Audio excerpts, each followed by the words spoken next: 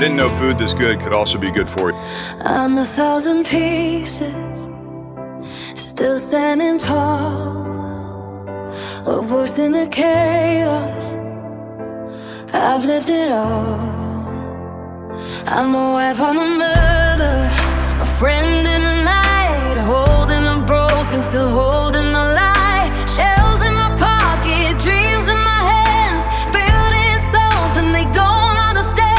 The crafter of hope from shattered days, finding my strength in a million ways. They don't see the tears fall down in the shower. They don't know the pain behind the power. They only see me when I'm shining bright, not the battles I fight every night. But still I rise through the fire they made, through the hate, through the words they threw in my face. I'm still here, I'm still strong. This is where I belong. Mommy ramblings in my name. I built this boy full of pain. Every rebel that stayed by my side. You're the reason I survive. Still I rise, still I stand, with a broken heart and steady hand. They try to tear me down piece by piece, like I don't deserve a moment of peace. Was it just cause I didn't fit the mold, so they threw their stones and turned so cold? There are things I'll never say out loud, the kind of pain I don't need a crowd, but I carry it deep where the silence lives, and still find a way to give and give. And I smile when I go live like I'm okay, but they don't see the price I pay. I'm missing you with every breath I take, my sweet boy, my heart still breaks. But still I rose through the fire they made, through the hate, through the words they threw in my face. I'm still here, I'm still strong. This is where I belong. Mommy ramblings, this is me. Every left, still chasing dreams. Every rebel that never walked away. You're the light that got me through the grave. Still I rise, still up there, with your memory in my head. God, you carried me when I was weak, when I couldn't stand, you lifted me. More times than I could ever say. You made a way, you made a way. And I've got dreams that won't let go, a foundation built from love I know. For my son, for the words he played, I'll turn my loss into something I've been made.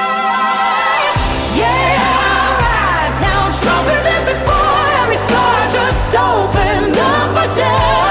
I'm still here, hear me now.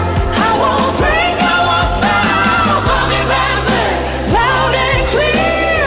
This is my voice, this is my year. Every rebel, every heart, you've been with me from the start. Still I rise, still I fight, turning darkness into light.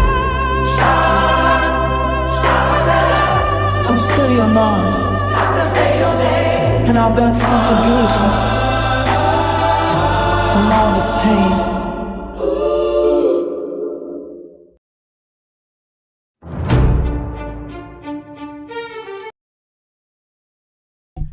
Hello, hello. Let me make sure that, hold on, let me just click my mic for a minute.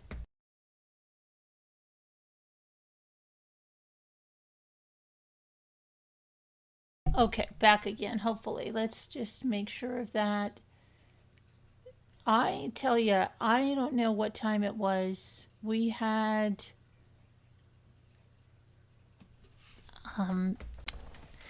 brought Roman back, got dinner from the restaurant. Jimmy brought it home. We ate.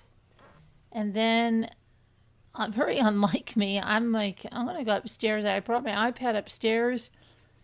I put something on and I fell asleep, but it was a weird sleep. The window was open and it's not that warm here, okay, but it wasn't freezing cold. But I started to have all kinds of crazy dreams, like with what was on, and I swear that when Jimmy came up at around 10 o'clock, he's like, oh gosh, do you want me to shut the window? And he's like, I didn't even realize it was open. And I'm like, I thought you did that like 2 hours ago. I really thought he was in 2 hours ago and did that. My camera's not on. And so I was like, this is crazy. But whatever I had on, and I think it was something about craziness at CrimeCon by someone, and then it went into something else. I don't know what the heck it was. But it was like playing in my dreams, and it was the most, like, it was not a restful, like, if I did sleep, it wasn't restful. It was like, I can't even explain it. I was like in the video, whatever that was playing, I was in there. It was crazy. And I really remember him coming in like 2 hours before. And I can remember like waking up and throughout, like, it was weird. It wasn't even like a dream. It was like this kind of suspended state. So it wasn't restful at all. So I'm still tired. I think my body, from all that it's been through, I think that fall that I took, because now I can bend my wrist back a little bit more. I'm starting to see like one metatarsal in this hand, but not really much. You can still see how swollen this hand is because you can barely see the metatarsals. And I can see it, especially when I'm crafting, the difference, in my hand, but you can see it when I press on it. The depression stays in for see that? It is still very swollen, but I'm starting to see the outline of one metatarsal, so it hurts a lot back here. I try to pull it back. The wrist hurts a lot around here, but it's swollen like up to here. And it's just like, Jim was like, I could see it swollen across the room. It is. So I'm hoping, like, I think the leg is a lot better because I don't feel that. Remember that I was telling you that it had that like hitch in it? And thank goodness I can finally put weight on my other knee. Remember the one when it's crazy on the deck, but that wasn't my fault because the deck really did come like unattached from part of the house, and it was, but that was like so bad. Now it's barely, I can, if I press really hard on the knee, I can get it. Somebody said I might have fractured my kneecap or something, but I think I just really injured it because it was swollen a little bit. But now I can put my knee down. I couldn't even put my knee down on a mattress or anything, or even like a soft surface. It was like, you would think I was, I don't know, smacking it with concrete. And the other leg now, where I had that horrible hitch and I had to take and live on ibuprofen, knock on wood, I think today and yesterday I didn't take any ibuprofen or any Aleve, so that's good because I've been living on that for about, I don't even know, since like May 9th. I had been living on that, so that's good that I can just continue that now, and I hope my liver is okay. But I think all of that has taken a lot out of me. Plus, I did a lot on the trip and a lot coming back. So I don't know. But it wasn't restful. Let's put it that way. And let me make sure that you can hear me. And hold on, I'm not even on the page with the. I'm all discombobulated tonight. Let's see. Hi, it's just me. Oh yeah, I fell in Charleston on the first day that we were there, but I pushed through the whole thing, all the pain. And then the other problem was my herniated disc started to act up probably the last part of the trip, and it was really bad. I was getting bad spasms, and if you have back spasms, you know what that is, and it's like you just can't even move. And you're walking like, oh my gosh, so I had to use Paintertrate and stuff.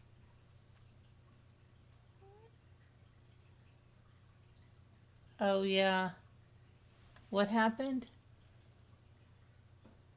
You're going to be 59 in August. The age stuff loves to smack you upside the head daily. Yeah. You crochet and knit. I'm trying to get a craft channel going. I have the channel made. I just have not done anything with it yet. Oh, did you see what I did? I did some crafts earlier today. I decoupaged some shells. Really, you like crafts too? I'm a crafter too. You know that, right? I do all kinds of crafts, but I especially like decoupage and working with shells and natural things. But as I have all these shells sitting in front of me, I always have shells or nature. That's what because I don't know, I connect well with nature. We should, I usually do craft panels on Friday nights, and we've gotten away from it a little bit, but I don't know if you ever want to come on a craft panel, and we can help promote your craft channel, but because there are a lot of crafters here. Did you see the ones I started? Let me show you. Did you see what I made, Addie? Did you see? Hold on, let me show you. Let me show you some stuff. Hey, hold on. We have time for true crime. You can't live all the time by true crime. And from what I saw at CrimeCon, it seems to be more of a shite show than anything else this year, right? I don't know. I saw people attacking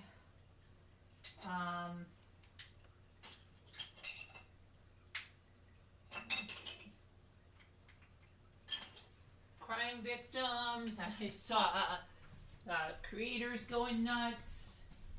People being just this whole bunch of crap. Hold on a sec.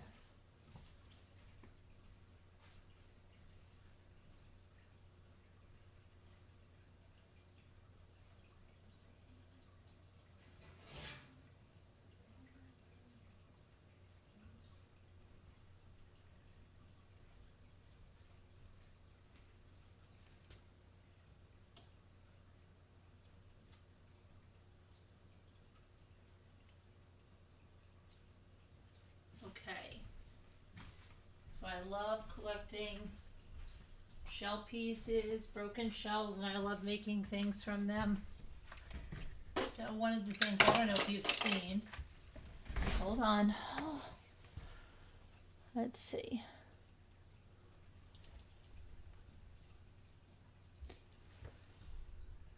Is this shell cross I made, and I have the focus on my face, and that's why it's hard to, if I hold it closer and it thinks it's my face, it'll focus on it. But I've shown it, I have to do a picture of it. It's made up of all broken shells. It's a cross, obviously. And then today, I was working on these online.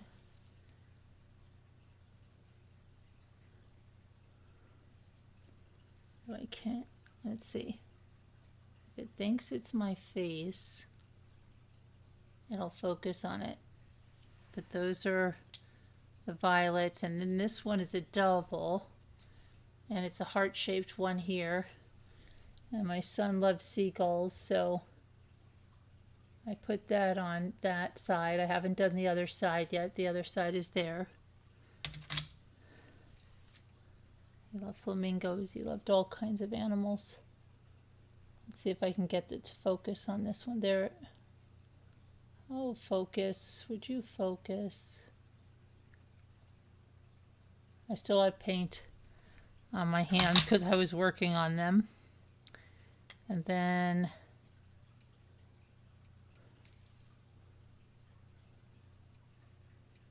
I did the lighthouse, and then I'm working on this big lighthouse. I have to finish painting the top and blending in the colors. And which one? I had another one somewhere, blue and white one. Where'd you go? Blue and white one. Oh, here. Is this you? Yeah. And then this blue and white one. Oh, it doesn't want to focus well. You like that? What kind of crafts do you do? Oh, thanks, Jet Setup. Yeah. You like that on Making Shell Things video reel? Yep. You've been trying to learn about gardening? Oh, yeah. Raised beds. Yeah, we can't even do the raised beds here yet. Do you know we're having like 40 degrees at night? I can't even bring my plants outside, much less.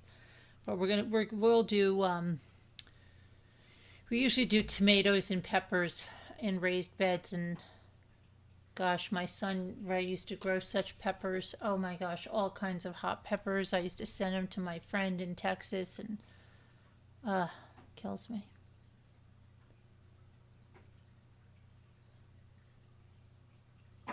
But yeah, there's a lot of stuff. Yeah, I'm not that artistic. I can't draw as to. Well, don't say that, because a lot of people here, I've learned that even Scooter didn't do, that you can learn it, anything now with YouTube, I think. I never used to think I could decorate cakes. And then I started to, watch YouTube and find out and decorate them. I never thought I could paint. And then, like beyond, I mean, I've always been artistic and creative, but I never really did paintings or anything like that. And then found out I could, so don't discount yourself. Crocheting and knitting, that's a big thing. My daughter is a big knitter. She knits like crazy. She looms. We go to the Sheep and Wool Festival every year here in Rhinebeck, New York. But she's a crazy knitter. She knits like a Looney Tunes. Yeah, that would be great. If you want to do some crafting collabs, that would be wonderful, as well as any other case ones. But tomorrow Karmelo Anthony starts, and they're not doing the cameras. I can't believe it, because I would really like to see that trial. It is in Texas, and where are you, Addie? What state are you in?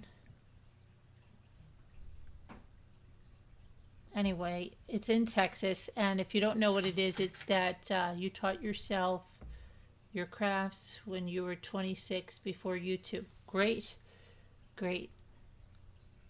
YouTube has taught me a lot more about things. I think it's taught a lot of people about things that they can do and stuff. I'm going to start using some of that, what is it? Spackle or Quickset to make some frames and things like that with those things. You're in Washington State, okay. So you're out in Washington State. Do some gardening videos when it warms up enough and share them. Okay. All right. I think I've done the pineapples and stuff, but yeah, the gardening ones. Yeah, it's got to warm up a little bit. I usually, if they say in this area it's Memorial Day, you can start. You can't. The Memorial Day came early this year, and it's still not warm enough. So anyway, Karmelo Anthony. How many of you are familiar with Karmelo Anthony case? It's a terrible case. Let me just pull up the facts of that. But I guess we're just going to have to hear about it through people that are there through Twitter. I mean, I don't know if he'll go in with could he be another Anthony Fauci case? Could he go in with a plea? I don't think so, because I think they're convinced that he was innocent. So let me just pull this up, his arrest report.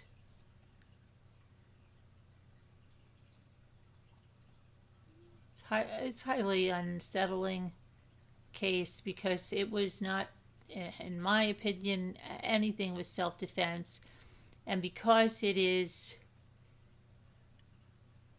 it's been made into, I think, well, let me show you. Let me pull this arrest report up. You might remember if I pull the arrest report up, the case. I know some of them just...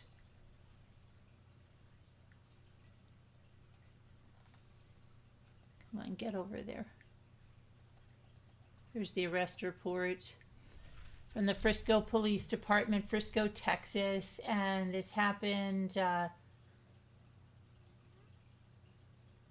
why is this saying date, time arrested? For this cannot be. This only happened last April? Wow, it seems like it happened longer. I thought it was in 20. Okay, I thought it was that, and then I was saying no, I thought it was 2 years, but yeah. No, yeah, it happened April 2nd of 2025, and it happened at the high school. And this is Karmelo Anthony. He was 17 at the time, 5'9", 130 pounds, born in Baton Rouge, Louisiana. Here's the narrative. On April 2nd, 2025, at 10:01 hours, the Staley School Resource Officer E. Cortez heard over radio dispatch call out a stabbing at the David Kukendall Stadium. FPD call notes indicated an athlete was stabbed. The suspect was reported as being a black male who was wearing a gray hoodie and blue sweatpants. I immediately left my office and I ran across the Staley Middle School parking lot towards the southwest entrance into the stadium. As I entered the stadium, 2 high school students informed me the victim was on the north end by the stadium by the bleachers under a Memorial High School tent. I did not identify these students, and next I proceeded towards the north end of the stadium on foot. As I got closer to the north end, I could see the Memorial High School tent with multiple individuals under the tent, and once I arrived onto the north side bleachers, an adult male who was on the track pointed out the suspect. I was not able to identify that witness. The individual that was pointed out to me was a black male wearing a gray hooded sweatshirt and dark color Nike pants. The suspect at this point was on the track on the north end. There was a chain link fence that separated me from the suspect. I gave the suspect instructions to keep his hands in the air, and during this time the suspect said verbally out loud, "I was protecting myself." It should be noted that I had not questioned him about the incident when he made that comment. I asked him if he had any weapons, and he said no. I patted him down for weapons while he was walking along the fence. While we were walking along the fence, and I did not locate any on his person. I instructed the male to continue walking along the fence, which he complied, toward an area where there was an opening in the fence that led off the track. While walking him off the track, the suspect also said, "He put his hands on me." I then detained the suspect in handcuffs. I handcuffed behind his back and had him sit down on the ground. Officer A. Ricci had arrived on scene at that time. I conducted another pat down of his person, and then I searched his person after he gave me consent. No weapons were located. When the suspect sat on the ground, I advised that I had the alleged suspect. The suspect then responds and says, "I'm not alleged. I did it." Next, Officer Ricci and I walked the suspect to patrol vehicle car, which was on the northeast gate of the Kukendall Stadium. As we were walking to the squad car, the suspect was emotional and said, "He put his hands on me. I told him not to." I did not question the suspect about the incident. While he was escorted to the patrol vehicle, I searched his person once again, and I had him sit in the back seat driver's side of the patrol vehicle. While the suspect was in the back seat, I noticed fresh blood on his left middle finger. I verbally acknowledged that I saw the blood out loud so that it would be captured on my body-worn camera. It should also be noted that the suspect asked me, "Is he going to be okay?" while he was in the back seat. I then identified the suspect. He provided his name and his date of birth verbally as Karmelo Anthony. I ran through FPD dispatch. Officer Hancock arrived on scene and remained with me and the suspect at that point. Karmelo was then checked via school database to also confirm his identity. The identifying information he provided matched the individual I had in custody, Karmelo Anthony. Next, I was advised by Sergeant Holland to transport the subject to the Frisco PD jail. Officer Hancock and I transported him to FPD jail. Again, I did not question Karmelo about the incident. Upon arriving at the Frisco jail, Karmelo was escorted in the intake area. FPD jail staff changed him out into jail attire, and I remained with the jail staff the entire time he was changed over. The clothes that Karmelo was wearing were placed in an FPD paper evidence bag. The clothes remained in my possession from that point on.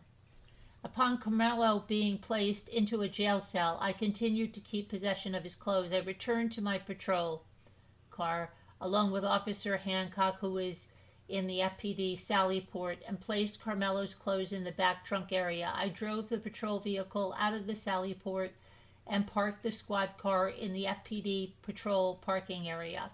Karmelo's clothes remained in the trunk area. FPD crime scene technician Kay Dillard then took possession of Karmelo's clothes. I added my body-worn camera to the case. I have no further information to report. The supplemental. Officer Allison Ricci. 10:01 hours. Officer Ricci was wearing a full Frisco police uniform, and I was operating as a fully marked Frisco police vehicle. At about that time, I was dispatched to a report of a stabbing at the David Kukendall Stadium. Frisco police advised an athlete had been stabbed. The suspect, described as a black male wearing a gray hooded sweatshirt and blue sweatpants. I responded code 3 from the area of El Dorado Parkway and Frisco Street and arrived on scene 10:05 hours. When I arrived on scene, I approached the track field area, saw Officer Cortez kneeling next to a black male wearing a gray hooded sweatshirt and blue sweatpants. The male, later identified as Karmelo Anthony, was in handcuffs and was seated on the sidewalk by the entrance of the track. As I approached Officer Cortez stated Anthony was the alleged suspect. Anthony then made a spontaneous statement and stated, "I am not alleged, I did it." Officer Cortez conducted a pat search of Anthony's person to ensure that Anthony did not have any weapons and found nothing of evidentiary value. Officer Cortez and I then walked Anthony to my pre-searched patrol vehicle, and Anthony was seated in the rear driver's side compartment of my patrol vehicle. Hang on a minute here. I just want to make sure that... Okay. While walking to my patrol vehicle, Anthony made another spontaneous statement and asked if what happened could be considered self-defense. Right? Hi, Terry. Hi, Linda. So many killings in society. It's insane. Yeah, this is an insane case. It really is. My daughter's left-handed too, Addie, and she knits like crazy too, so maybe it's a knitter's thing. I don't know. But left-handed people are supposed to be very creative. I'm kind of ambidextrous, kind of, because I do some things that left-handed people would do. I wear my watch on my right wrist instead of my left, and some other things. Of course, he and his family tried to make it about race. Yes, right. It's just me. That's what I was trying to say so eloquently before, but I didn't get it all out. Yes, it's been made into a race issue because Karmelo was black and the victim was white, a twin, terrible, died in his twin brother's arms. It's just... Now I remember my kids were heavily involved in track and field at this point in our own school, And I just know how close those athletes are as a team, but then you have the twin brothers on there, and just so terrible, the whole situation. But okay, so let's read the rest of this. So now he says,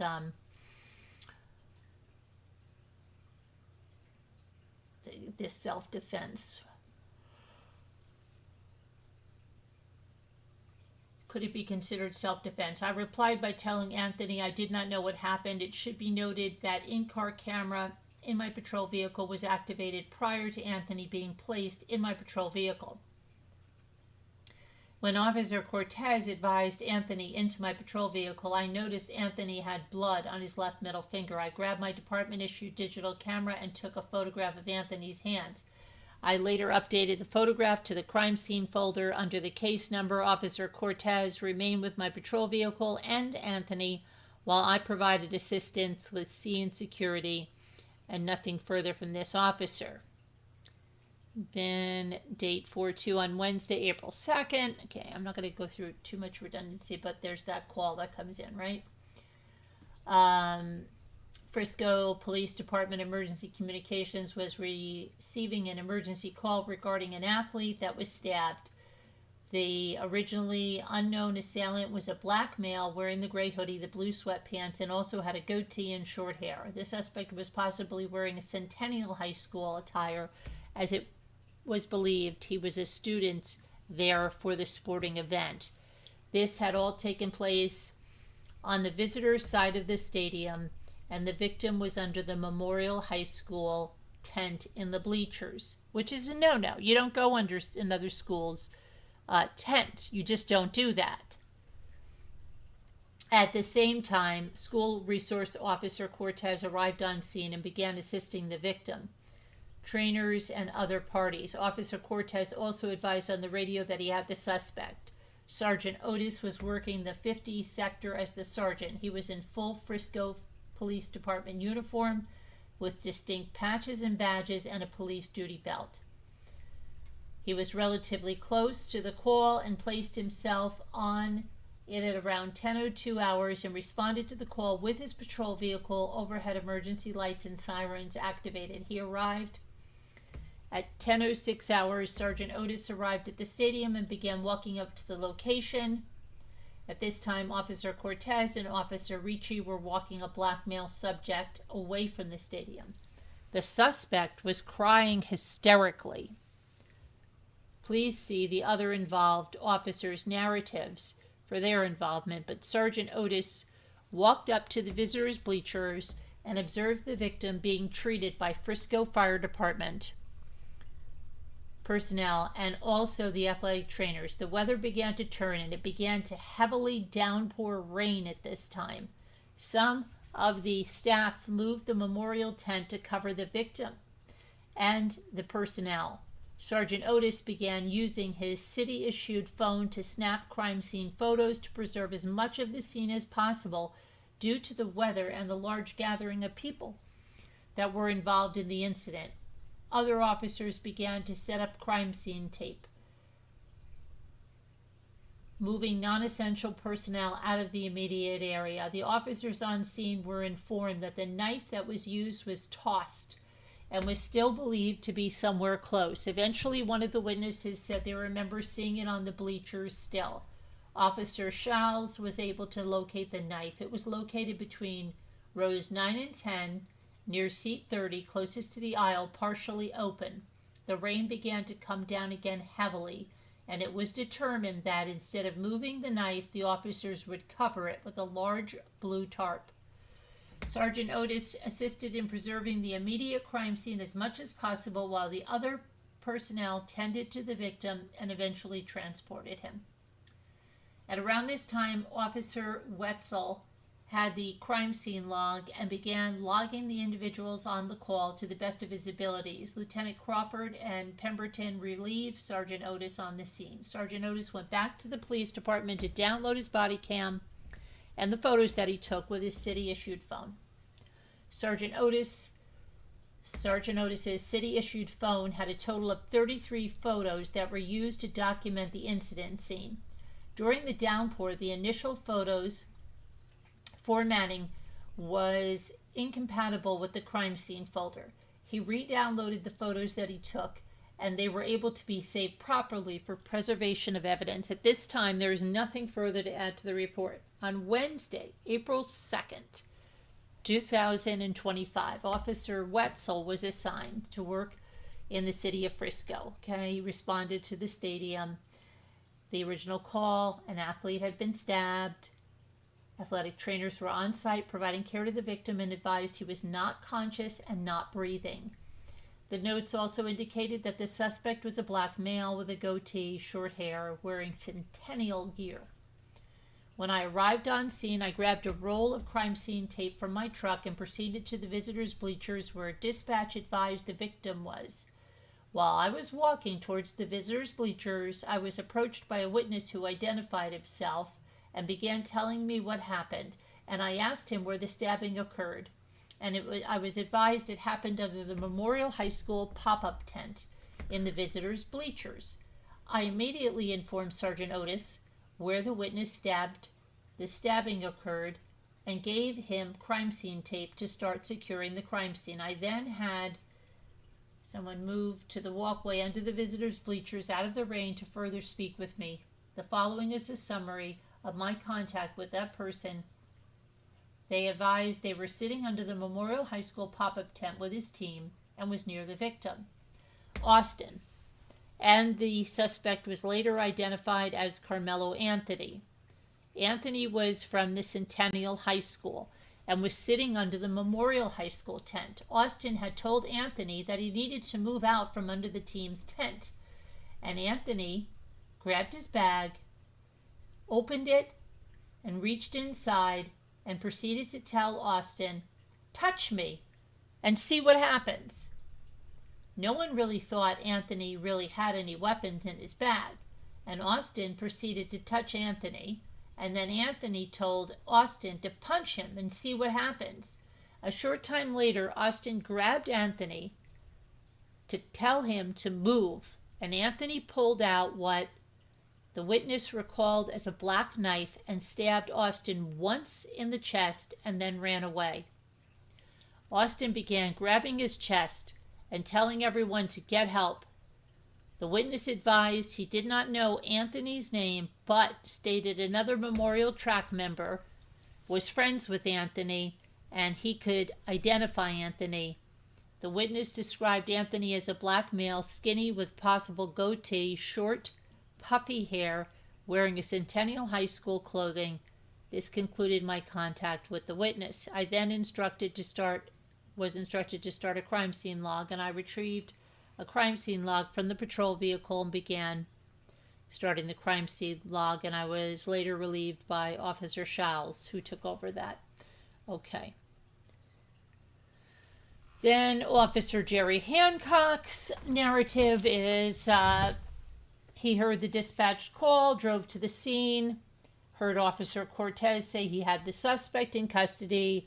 When Officer Hancock got on scene, he looked for Officer Cortez, went straight to him to hold security with the suspect he had cuffed and secured in the police squad car. Multiple witnesses were providing statements to officers where the stabbing occurred at the Memorial High School track tent. Only a short time later, Officer Cortez and myself escorted the suspect to Frisco Adult Holding Facility. Anthony was transitioned off to the jail staff without an incident, and all jail paperwork was completed, and CID took the investigation from there. Then Officer Fisher Alvin says, let's see, he was advised when he arrived at the crime scene, it was already marked off, the suspect was in custody, and Officer Fisher began asking people if they were a witness to anything and made contact with Hunter. Now, Hunter is Austin's twin brother. And then, excuse me, someone else here. They were both breathing heavily and crying due to the nature of events. They were with coaches on the field, and it was pouring down rain. We made the decision to relocate to a locker room just to the east to get out of the rain. And once in there, things calmed down a little bit. However, they were still hysterical and could not really talk. In there, I learned Hunter was the brother of the victim, the twin brother. I attempted to ask them both what had happened. I could not really get anything out of Hunter, but the other witness stated he wanted to speak. I asked him what happened, and he stated that they were all sitting on the bleachers under the Memorial High School tent when another male, who he did not know, walked over and sat under the tent. And then Austin, the victim, told the male that since he did not go to Memorial High School, he had to leave the tent. Austin and the male went back and forth, and then Austin stood up and pushed the male to get him out of the tent. He said during the time of arguing, the male was reaching around in the bag he had. It was at this time that the male took a knife and stabbed Austin and then left the scene, and that was all he remembered when he talked to me. After this, I then stood by with 3 athlete witnesses until CID arrived and interviewed them. I was relieved by school resource officer and went back to patrol. Okay, and then Officer Mike Crawford. Hi, Chrissy. Says that they arrived on scene and observed medical personnel and several bystanders standing next to a subject later identified as the victim, and of course that is Austin Metcalf. We know now, right? The medical personnel was actively engaged in life-saving measures with Mr. Metcalf. I observed that a crime scene was created around the area and began collecting the names and contact information of the bystanders. I then met with Officer Wetzel and directed him to a crime scene log. As he was getting the needed paperwork, I took over the responsibilities of monitoring a witness to the event. Ultimately, the witness was taken to another area out of the rain, and Officer Shawls took over the crime scene log, and I forwarded information about the bystanders to him. From that point, I worked with coordinating response from SRO, CID, CSI, and PIO. I took no other action on the scene. My body-worn camera did not activate when I initially arrived on scene, but I did activate it when I discovered it wasn't recording while waiting with the witness, nothing further. Then we have Jacob Shawls, who says Officer Shawls was working as the school resource officer at Student Opportunity Center. Approximately 10:01 hours was dispatched to a stabbing that occurred at the stadium. Upon their arrival, they tried to get an updated location of the suspect. They could not see Officer Cortez when they arrived. Officer Cortez informed them over the radio that he had the suspect in custody. At this time, they turned their attention to the victim. Multiple FISD trainers were already performing CPR. I could see blood on and around the victim. At this time, medics arrived and began life-saving measures. I coordinated with other officers on scene to secure the location, and by this time, the students and FISD staff had cleared the area. I used crime scene tape and began to tape off the area. It began to rain harder at this time. Sergeant Otis and myself moved a Memorial High School tent over the medics and the victim to attempt to preserve any evidence that we could. A Memorial coach approached me and informed me that he was with a student who claimed to see the entire altercation. I told the coach to stick with the student and that we would need to get him to the police station to give a statement. The student quickly informed me that he knew where the suspect threw the knife and pointed me to its location. I located the knife with Sergeant Otis and could see blood on the knife. I quickly used my city-issued phone to take pictures before the rain could wash the blood away. Sergeant Otis located a blue tarp, and we decided that we should cover the knife without touching it in an attempt to preserve any evidence. It was windy and raining hard. Once we positioned the tarp over the knife, I reached down and grabbed a backpack left in the stands to weigh the tarp down and threw it up by where Sergeant Otis was positioning the tarp. It was later discovered it was the backpack that the backpack I threw up on the tarp was the suspect's backpack. It was the only Centennial High School backpack located within all of Memorial High School backpacks in the area of the stands. After securing the scene with crime scene tape and attempting to preserve as much evidence as possible, I assisted other officers with locating other possible witnesses. Officer Wetzel was maintaining scene security while I was assisting the other officers.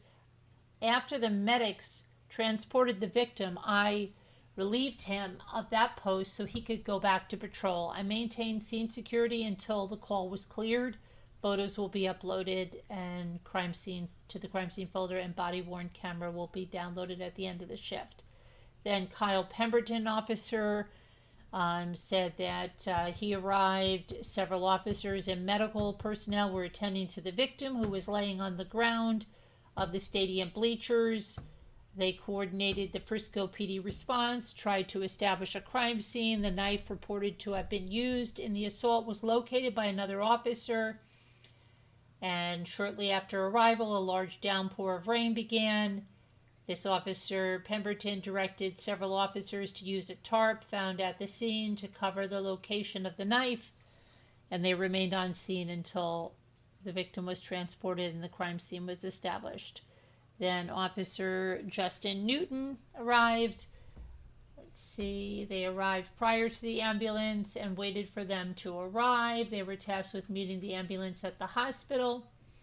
They arrived at 10:46 hours with the victim, Austin Metcalf, who was brought into the trauma bay for treatment.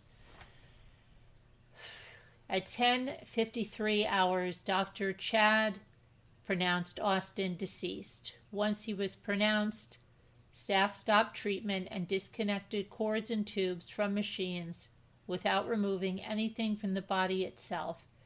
While on scene, I took possession of clothing worn by Austin, and I maintained possession of the items until CSI Dillard took them from me.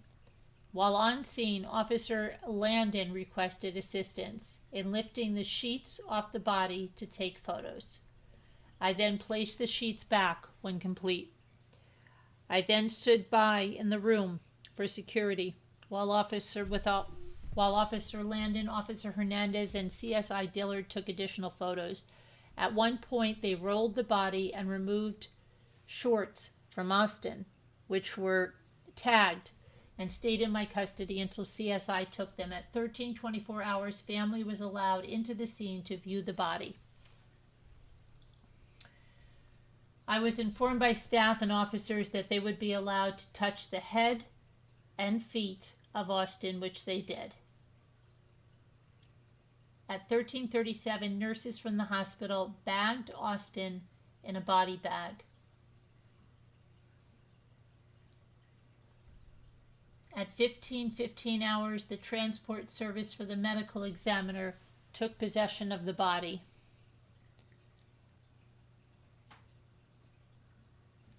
The tag was placed on the bag and secured.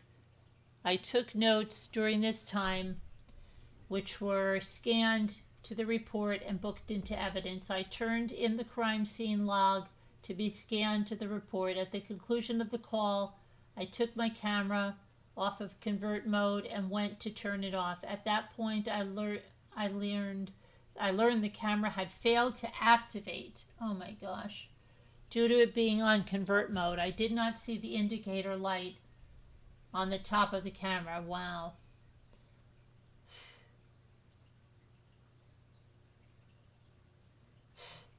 Unbelievable. Officer Andrew Higgins was working at the desk. At approximately 10:42 hours, they walked into the main lobby, stating that he had witnessed this stabbing and was told to come to the lobby to complete a witness statement. I gave a voluntary witness statement, which he worked on until detectives arrived to speak with him. And he left with detectives. I returned to my normal duties. And then there's Craig Thomas. What did they do? Upon arrival at the Kuykendall Stadium, Officer Cortez was standing next to a marked police car with the suspect in the patrol car. I then responded to the victim scene that was in the north bleachers. As I walked up, I noticed Frisco Fire Department personnel. As other officers worked the scene, I was asked to respond to this stadium's medical locker room area and keep the following Memorial High School students' witnesses separated until detectives could speak with them. And while with them, I was told to take their cell phones from them and later turn them over to Sergeant Bissonette. After being relieved, I was asked to make contact with all of the Frisco athletes and that had been placed on the school buses. Below is a list of the students identified themselves as witnesses to the stabbing of Austin Metcalf. Hello, Heart Made Wise. Hello, Jen Grill. Hello, One Eye Blind Arts. We're going over Karmelo Anthony, the stabbing of Austin Metcalf. Okay, so that's the witnesses. Let's see. They kept civilians away from the crime scene. So that's that. Now we know that since this has been made into like a race issue, and a lot of craziness had happened where even Austin's father, wasn't that some press conference that they wanted him out of? There's been a lot of craziness with this case. Let me get back here, and tomorrow is the start of the trial.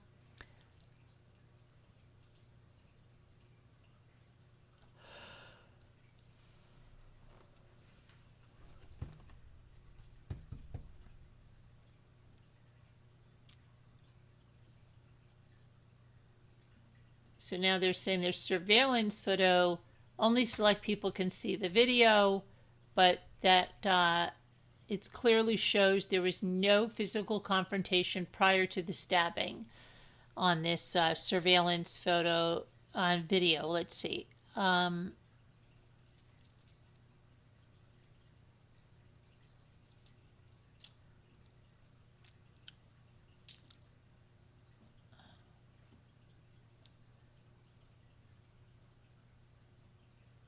Someone said this was an angry kid with parents who showed no accountability and used the fear of racism to divide people, deflect, and get paid.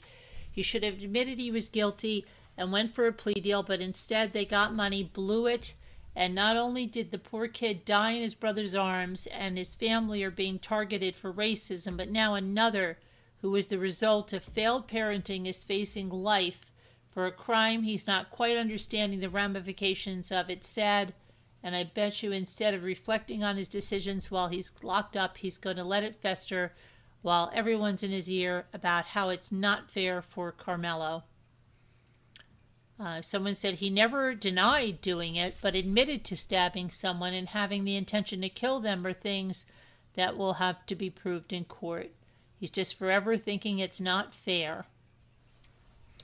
Let's see. Anyone who continues to defend Karmelo Anthony is either just a troll or, if they really think he should go free, a vile piece of shite. Plenty of idiots still will. Someone said, why does having self-defense incur premeditation? I don't know. Somebody is trolling here. Let's see. Someone said, I read the video is obscured by the tent and it's difficult to ID anyone. Facts remain that there was intent when the bag was opened and the threat was made. See what happens. If Karmelo was truly scared for his life, he could have removed himself and taken the high road many moments before choosing violence. He will probably get manslaughter and be out in 20 to 25 years because of his age. Someone said, he'll likely going to get jumped in prison.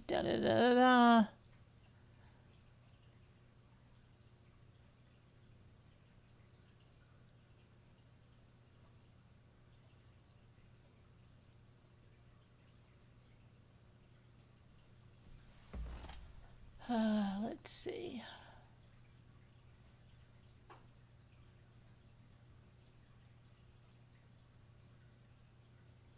There was intent when the bag was opened. Austin didn't just show intent to assault. He did assault Karmelo without provocation. Who the heck? Who's saying this?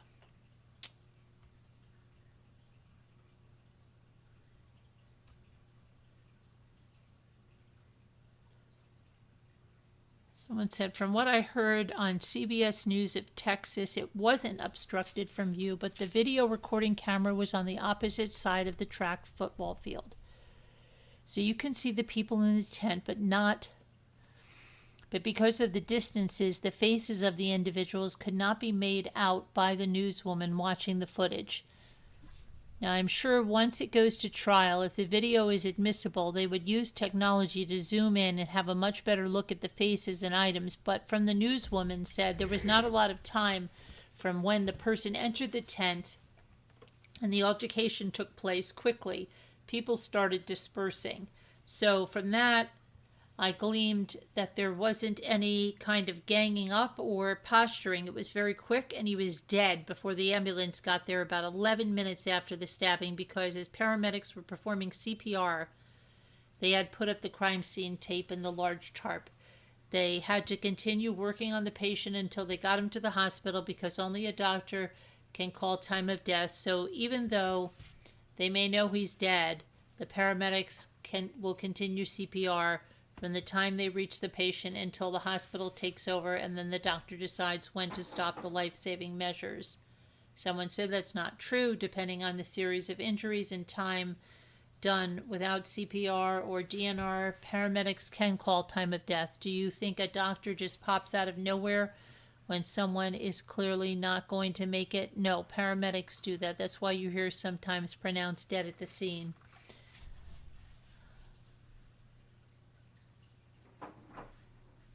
Someone said it's gleaned, not gleamed. Yeah. Let's see. But the video recording camera was on the opposite side of the track and field. Okay. Let's see. Hearsay. There were over 24 direct witnesses. He will go to jail for a long time because the entire incident was seen in addition to the video. If Metcalf touched Karmelo preemptively upon him walking up to the tent, the speed at which it happened could be in his favor. Actually, that didn't happen. There are no reports. In fact, if Austin did touch him and Karmelo came back to murder him, then that's definitely murder one. Why are people so ignorant? This is all in these forums. I'm just letting you know this. In Texas, unwanted touching someone who you know doesn't consent is assault. That's a crime. Austin pushed and grabbed Karmelo, who obviously did not consent. Austin and his brother came on quick at Karmelo. What? Can't carry a knife on school grounds, little bro. One said, okay. So there's always people in here. I watched a report about the indictment and the video. The video was from the other side of the field. You can see the top of the tent and you can see people huddled under the tent. However, no one is identifiable. Also, his defense attorney says the state will have the burden of proving it was not self-defense. Hunter clearly stated during his interview that Austin grabbed him and attempted to move him. That makes him the aggressor. I think he was overcharged, and I don't think he will be convicted of murder. Really? Okay.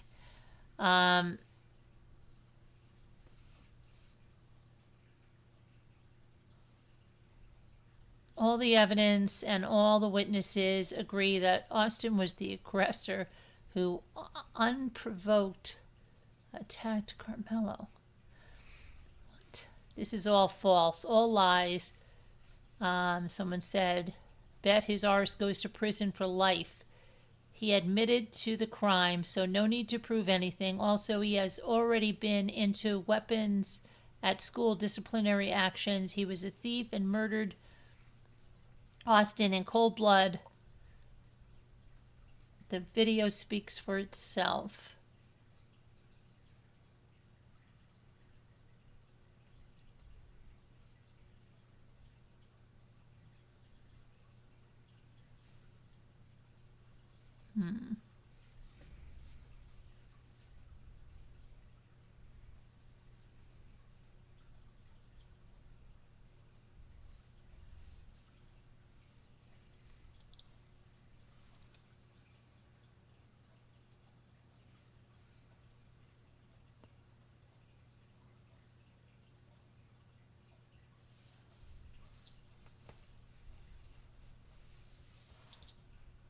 Okay, let's see. That's all from like a year ago, but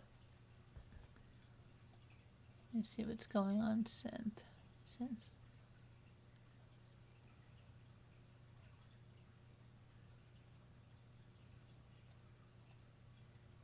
So let's see. A new video of Karmelo Anthony stabbing Austin Metcalf emerges. Let's see. What does this say? It was recorded from the press box across the field where the attack occurred. Karmelo Anthony was wearing a gray hoodie. There was no obvious physical altercation leading up to the stabbing. The video may tell prosecutors something, but what was apparent is that things went quickly from calm to chaotic. Neither side would comment on the video. According to police reports, Metcalf told Anthony that he needed to move out from the team's tent. Anthony grabbed his bag, reached inside, and told Metcalf, "Touch me and see what happens." The police report says Metcalf grabbed Anthony to tell him to move. It was then that Anthony pulled out a knife, stabbed him once in the chest before running. Metcalf, who was 17, died in the arms of his twin brother. He was a leader of men, voted team MVP. He carried a 4.0 grade point average. We will all remember him, the way he impacted others' lives. I love you forever, son. It's not goodbye. It's see you later, said Jeff Metcalf, his father. Back in April, Anthony had to be moved for safety reasons due to threats. Reports surfaced from social justice organizations in North Texas, Next Generation Action Network, saying the courts approved Anthony to be moved from his home to an undisclosed location for his immediate safety. According to the nonprofit, Anthony's family also saw a terrifying increase in death threats, continued harassment, and physical intimidation targeted at their home. The family had also received things in the mail, such as Metcalf's obituary. People are also allegedly attempting to scare the family. In addition, Anthony was moved because of a rally. According to a nonprofit, the rally was allegedly put together by Florida resident Jake Lang, who had been charged in the January 6th riot at the U.S. Capitol. As for the indictment, Metcalf's father was pleased with the development. I'm pleased that we are moving forward with the first-degree murder indictment. It now goes to the court system. I fully believe that justice will be served for Austin Metcalf.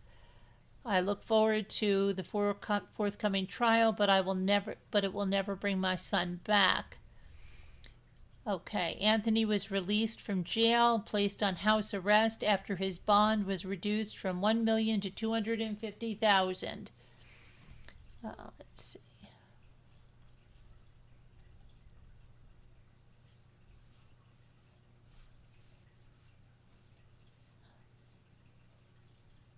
Footage released. Okay.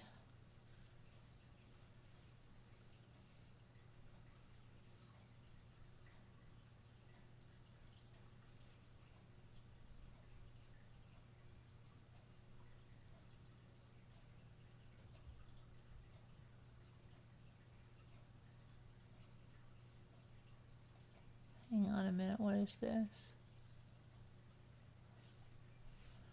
Karmelo Anthony.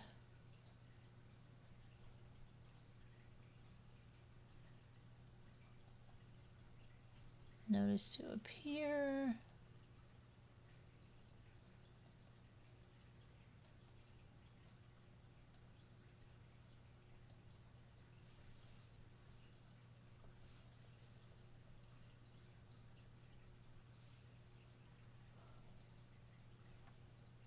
Wow, this is going to be crazy.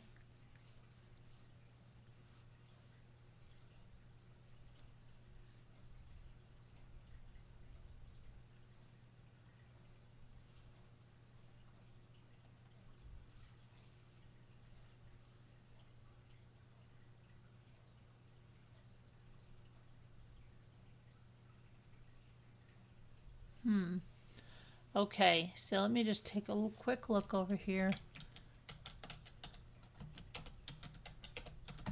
And then we're going to go on to Lynette Hoooker. So, let's see. The Karmelo Anthony trial begins Monday morning. Hold on, let me put this here. Make this larger.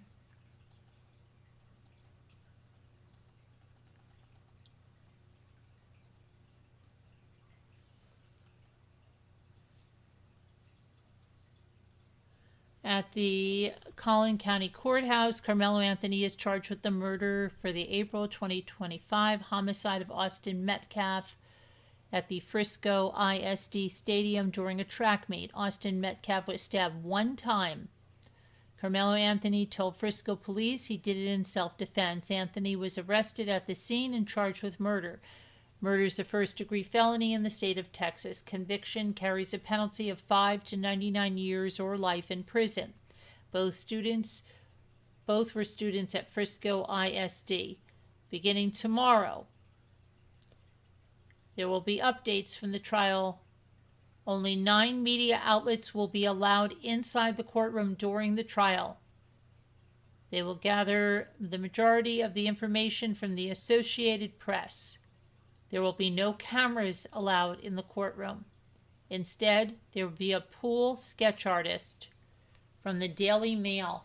Wow, the Daily Mail. Crazy.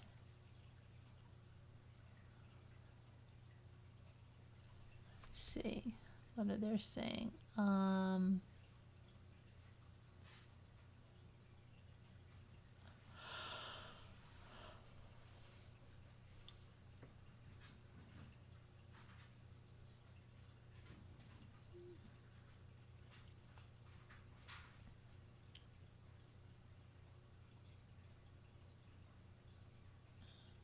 Okay, so we already went over the facts.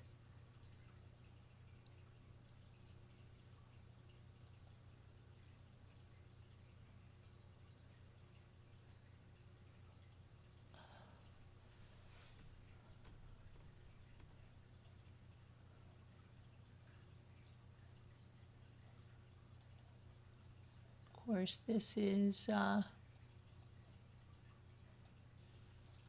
Karmelo Anthony.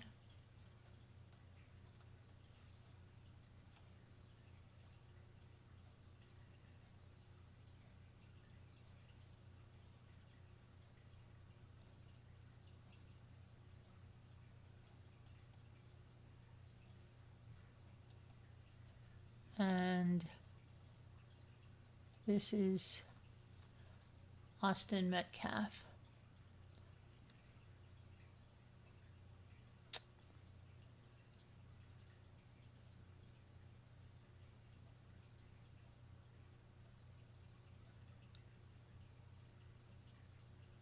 And let's see, Karmelo supporters are begging for help.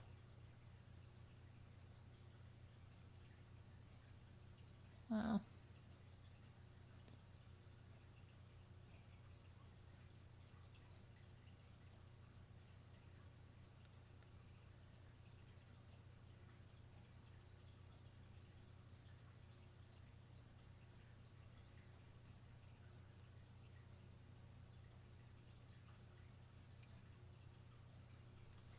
Trial at Frisco begins tomorrow, so we're going to see what happens. The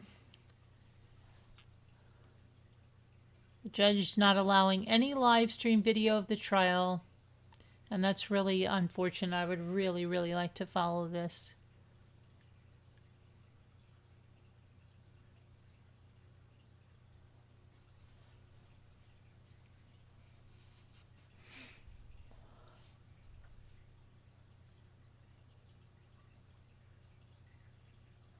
There's a lot of craziness with this. A lot of people saying, oh, he's innocent. A lot of race stuff going on. And just, it's crazy.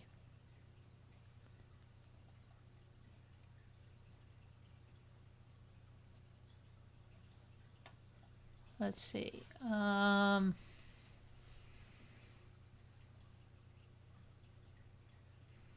Someone said the advocate for Karmelo Anthony was a fraud, a felon, and a liar, a grifter, and a racist, then targeted someone at a press conference, saying their name out loud on national television, calling them a bigot and a racist for reporting the facts. Let's see.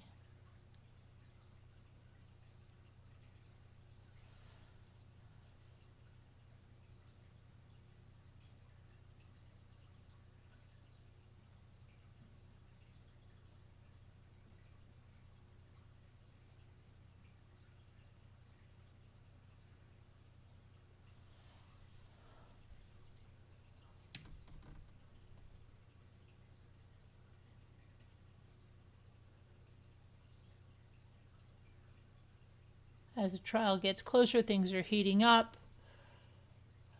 Let's see. So apparently people that are recovering are getting threats and stuff. Let's see. Karmelo Anthony, 12 days in jail, now eating Cheetos in his parents' mansion. Apparently, let me see what this is about. I think that's AI right there. But apparently there was a bunch of money raised. People say that the parents spent it on a new house and things like that. We'll hear it all play out. Now they're saying jury selection is the first. Okay.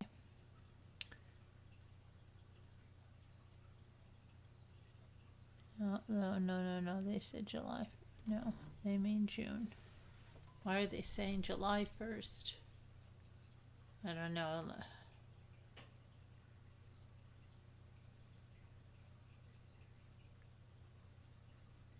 We'll see what happens there. What do you guys think? Who's following it? I mean, it's going to be a lot of race card stuff is going to be played off in there. Because it already has. I mean, there's been the people on one side. But okay, let's see now. Let's take a look at the Lynette Hoooker, because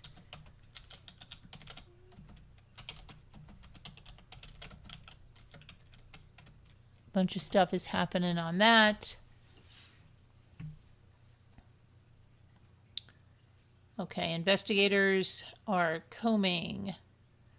Let me get a graphic up here so we know we're on a different thing. We just hope there's justice for Austin Metcalf. Pray for that.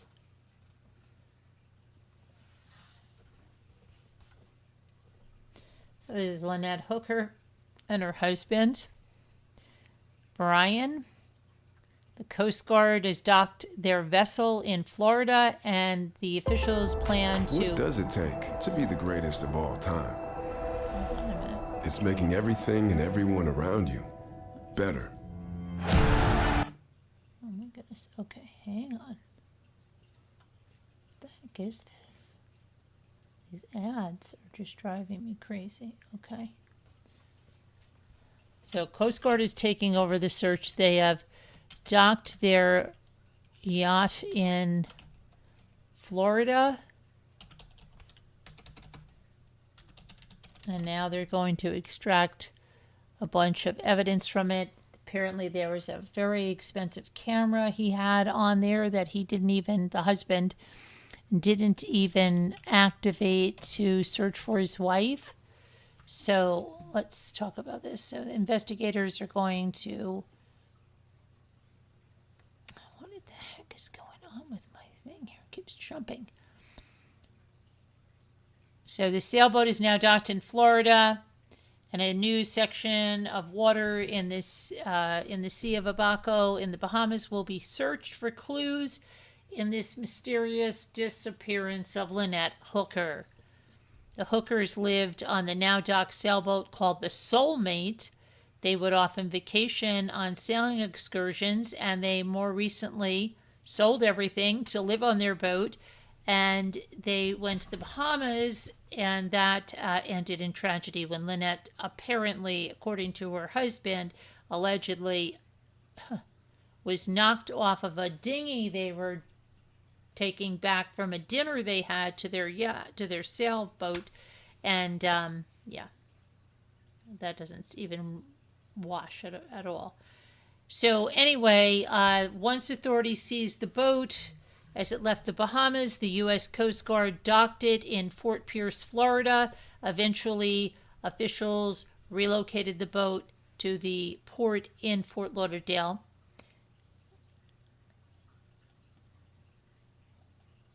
And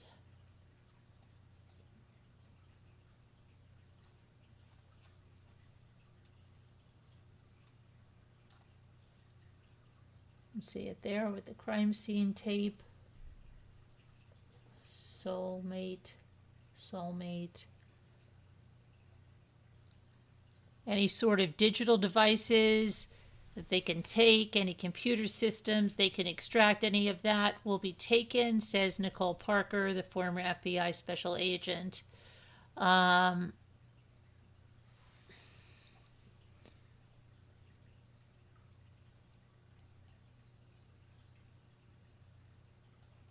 Here you have the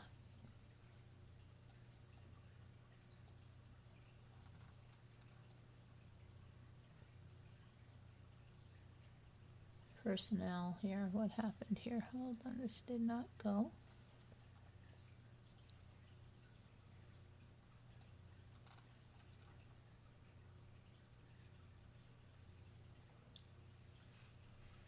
They are searching.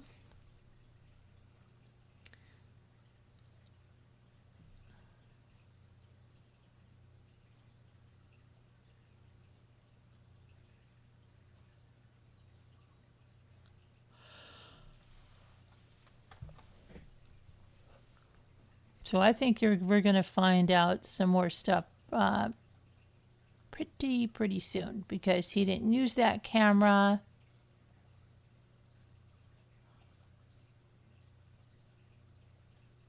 Let's see what else we have.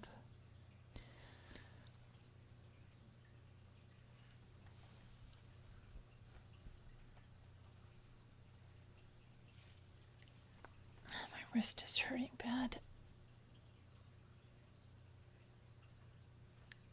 Okay, GPS data on the marine navigation app used by her husband, Brian, appeared to contradict where he first told cops about how his wife went overboard. So we've already got the contradictions with Brian. I think a lot of us think Brian is lying about this. Doesn't add up. His actions don't add up, right? He was going to go back and search for his wife, his soulmate, his love of his life, and all this stuff. And yet he hightailed it out of there. And he has not gone back. So the searchers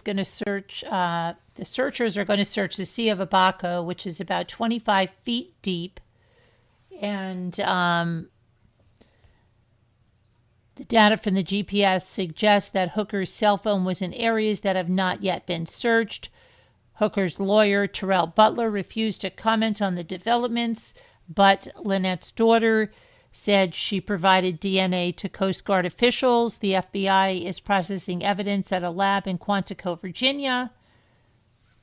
And who was on telling us about Quantico, Virginia today?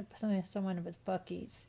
And then I was thinking about the other day, I just said I was talking to somebody about, I couldn't remember who it was.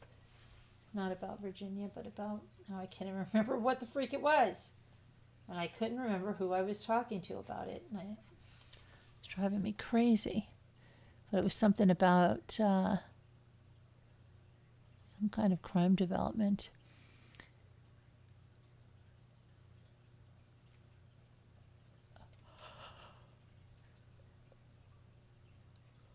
Brian claims his wife fell overboard with the boat keys, which cut off the engine. He said he paddled to the Marsh Harbor and he arrived at 4 p.m. the next day. He turned up at the Marsh Harbor boatyards and encountered security guard Edward Smith, who told the media that he was exhausted and was asking for water. Brian then told the guard what allegedly happened. He said he was on a K, like a bar, having something to eat or drink, and then came out to go to another place or back to their boat, but somehow they got in the rough weather and they had an incident and the lady went overboard. Smith probed him on why Brian didn't raise the alarm while at sea, to which he claimed he sent up 2 flares, to which passing boats didn't respond. So where's the lady? She's in the water, he recalled him saying. Brian claims the wind pushed him away from his wife. Yeah, okay. Brian has strongly denied any wrongdoing relating to his wife's disappearance. He was held in custody for 5 days. 4 days after Lynette supposedly went overboard, he wrote on Facebook, "I am heartbroken over the recent boat accident in unpredictable seas and high winds that caused my beloved Lynette to fall from our small dinghy near Elbow Cay in the Bahamas." That post is now unavailable. The Hookers documented their experiences on their yacht online, but in the days following Lynette's disappearance, details came to light suggesting a violent relationship. Lynette was arrested in 2015 following a domestic incident at the Kentwood home, and Brian had blood pouring from his nose, according to the arrest report. Brian claimed Lynette had punched him 4 to 5 times in the face. During the fight, Lynette alleged Brian hit her once before choking her.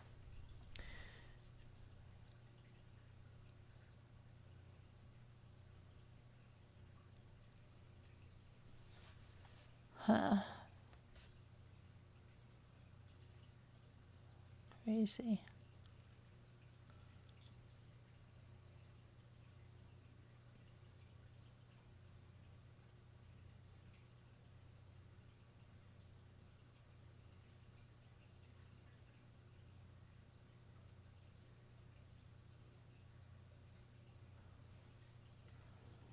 New York City murder-suicide victim begged neighbor for help with her daughter. Okay. So that is that. I think we're going to hear something very soon regarding the search and either of the waters or the boat. Let's see what else we can find here.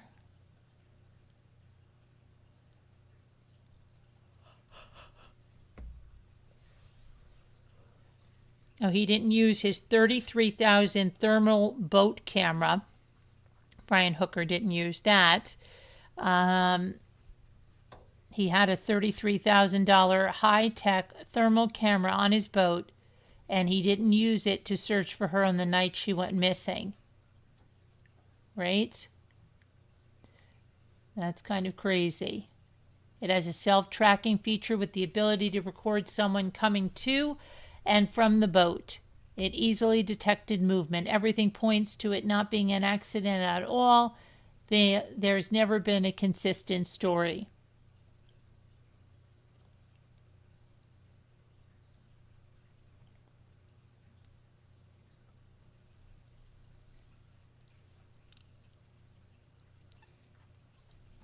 What do you guys think? Oh, at CrimeCon? Just a bunch of crap. From what I just see on headlines and something. There's something about his eyes. Yeah, right? They're shifty, right? Hold on, I've got to get a drink. Just a bunch of crap, Jen. It's all that's been on in my feed. It's like, oh, this happened, that happened. Just a bunch of crap. It just doesn't sound like anything. I don't know. It doesn't sound pleasant, and I don't know.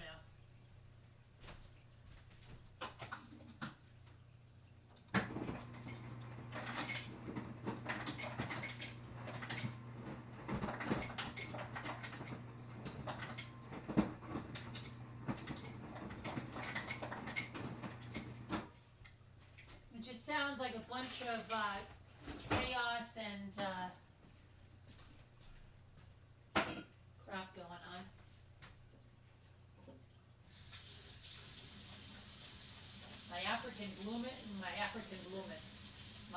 African violets are blooming like crazy. My Christmas cactuses are blooming, but my African violets are blooming like crazy cakes here on my windowsill. I have to propagate some of them.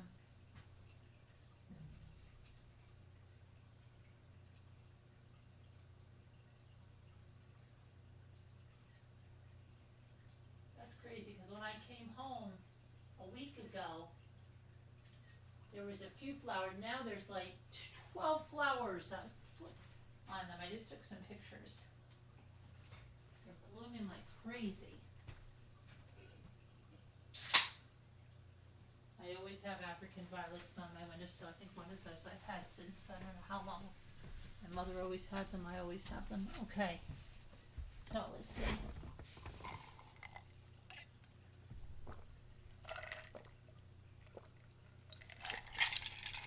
Maybe the thermal camera wasn't on the dinghy. No, it wasn't on the dinghy. It was on the yacht. But they're saying that he never even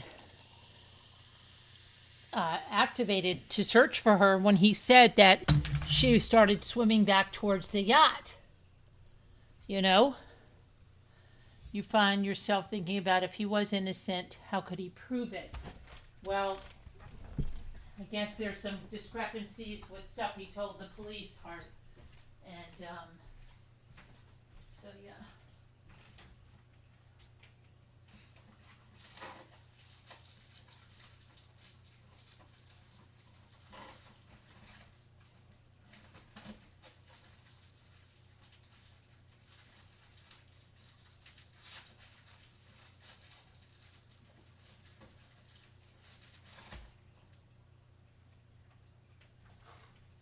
Okay.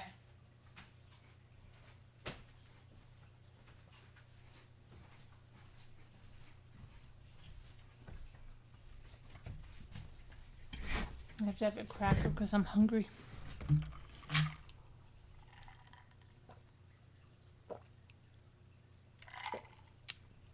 You should put some on your windowsill. They're very easy to grow. They don't take much care at all.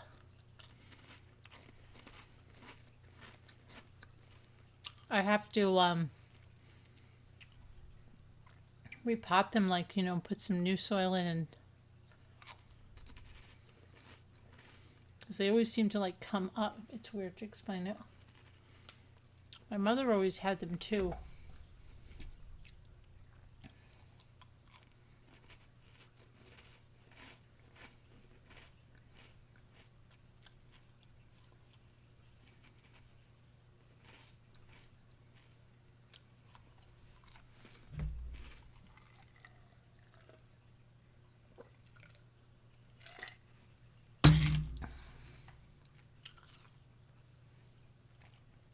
Just thinking about something. So anyway, let me see what else is in the news.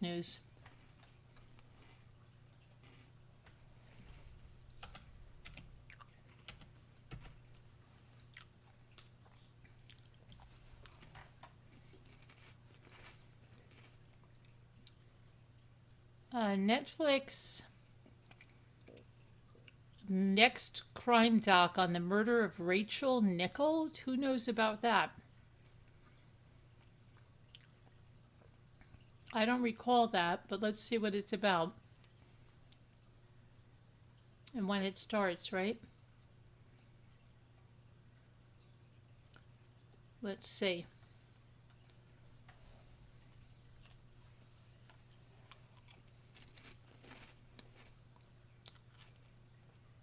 So that Netflix is set to release its next true crime documentary in a matter of days. And they're going to be taking across the pond viewers to the United Kingdom.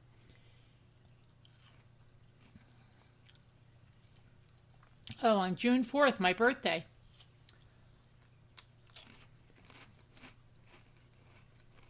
It was my birthday month. Gotta wear my tiara. The murder of Rachel Nichols focuses on the savage murder of a young mother with the crime's only witness being her baby son.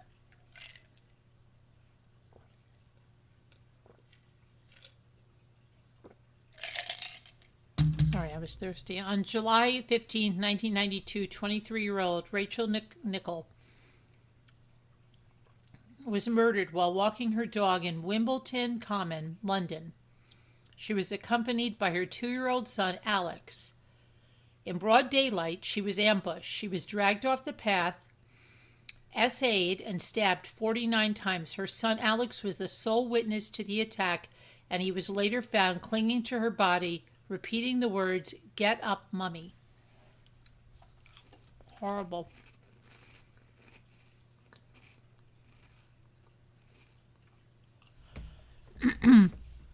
Now let's see what this is.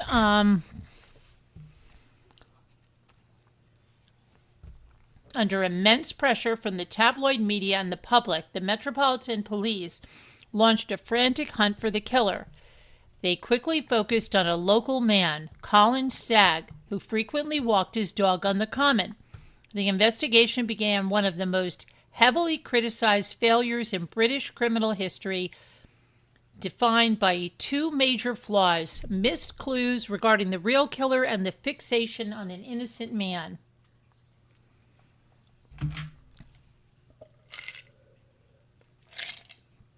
The police turned their attention to Stagg after a criminal psychologist created a profile which detailed the killer as a sexually frustrated, lonely man who lived near Wimbledon Common and had a deep-seated hatred of women.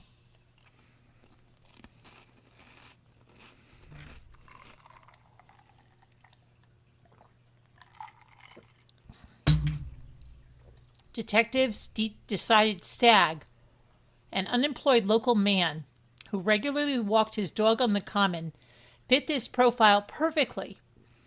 Instead of using the profile to find a suspect, the police used it to force him into being their prime suspect. And this is Colin Stagg here. Let me get this over here.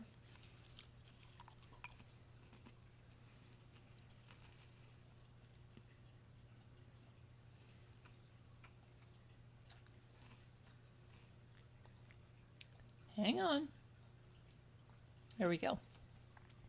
It was said the local man had no alibi, and he appeared overly eager to learn details on the case. So despite a lack of evidence, the Metropolitan Police charged him with murder. However, the case would never make it to trial, and Stagg would later receive a 6-figure payout in compensation for the psychiatric injury caused by the operation.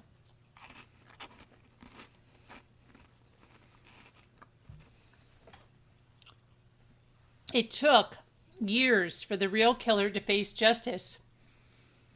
And the murderer's own mother shared her concerns with police. It took 16 years until Robert Napper, Nichol's killer, would be found guilty of her murder, but police first turned their attention to him in 1992.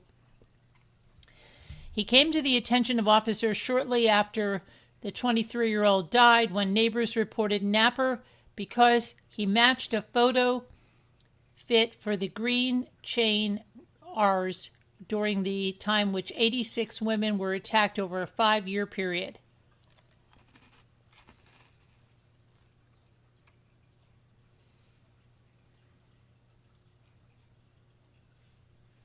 Trying to put this over there. Okay, let's see here. Police visited his home and asked for a DNA sample. When he failed to show up at his appointment, detectives dropped the matter. 2 months later, police decided his height didn't match, and they moved away from him. The first link, though, was made in 1994. Napper was arrested for the horrific double murder of Samantha and Jasmine Bissett. The Bissett murder squad immediately noticed the striking similarities to the Wimbledon Common attack.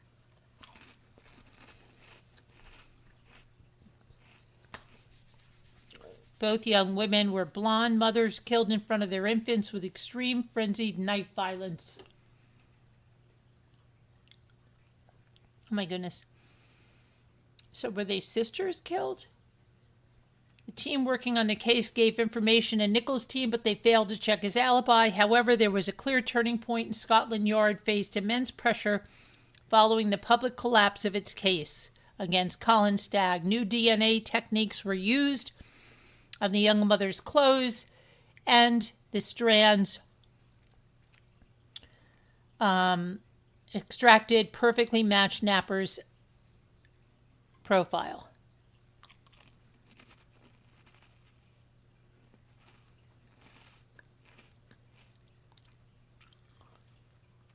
Detectives spent 5 days interviewing Napper at Broadmoor Hospital in June of 2006 after a rigorous independent review ruled out any sample contamination.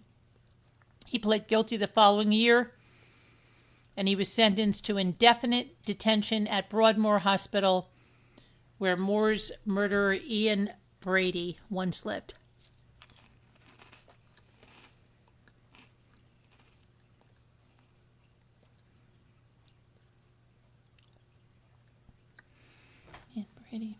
Okay.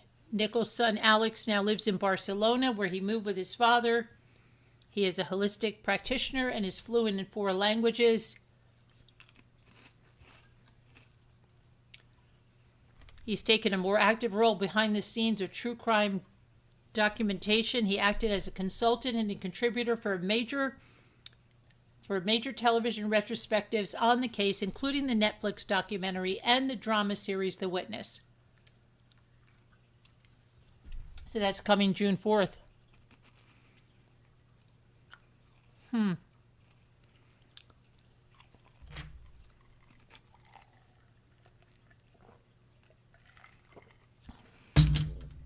Okay, so next.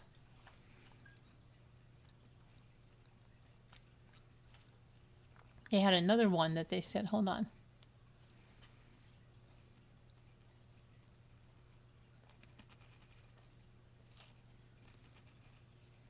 I just saw something about another one. Wait a minute. Where did I just see it?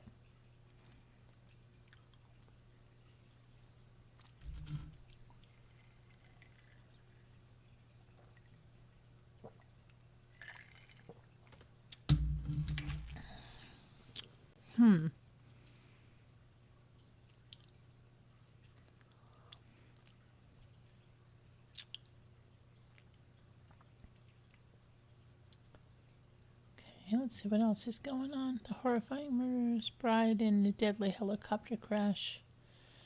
Expected to leave the hospital soon.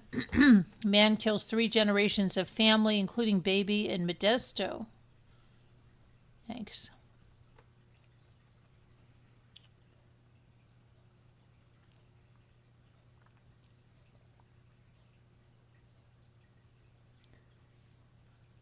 After allegedly stabbing. Teenage girl arrested after allegedly stabbing 3 horses at Las Vegas barrel racing. What in the heck? What?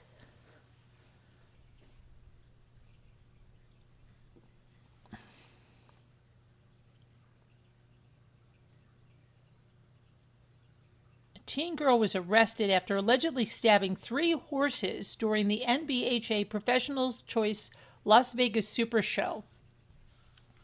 She's been transported to Clark County Juvenile Hall and booked for 12 counts of willful or malicious killing, maiming or torturing an animal, and 3 counts of felonious malicious destruction of private property. It's kind of scary that something like that would happen here. A 17-year-old barrel racing competitor said of the incident. Teenage girl was arrested after stabbing 3 horses at the barrel racing event in Nevada. On Saturday, March 30th, the Las Vegas Metropolitan Police Department responded to a report that a horse had been injured at a barn. Let's see, investigators believe she used a knife to inflict injuries to the horses. Wow. Yeah, she was crazy.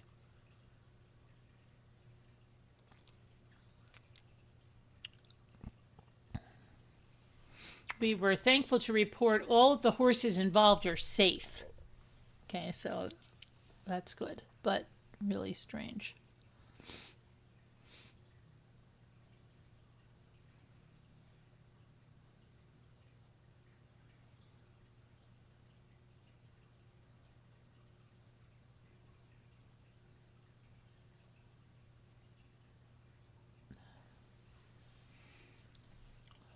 What?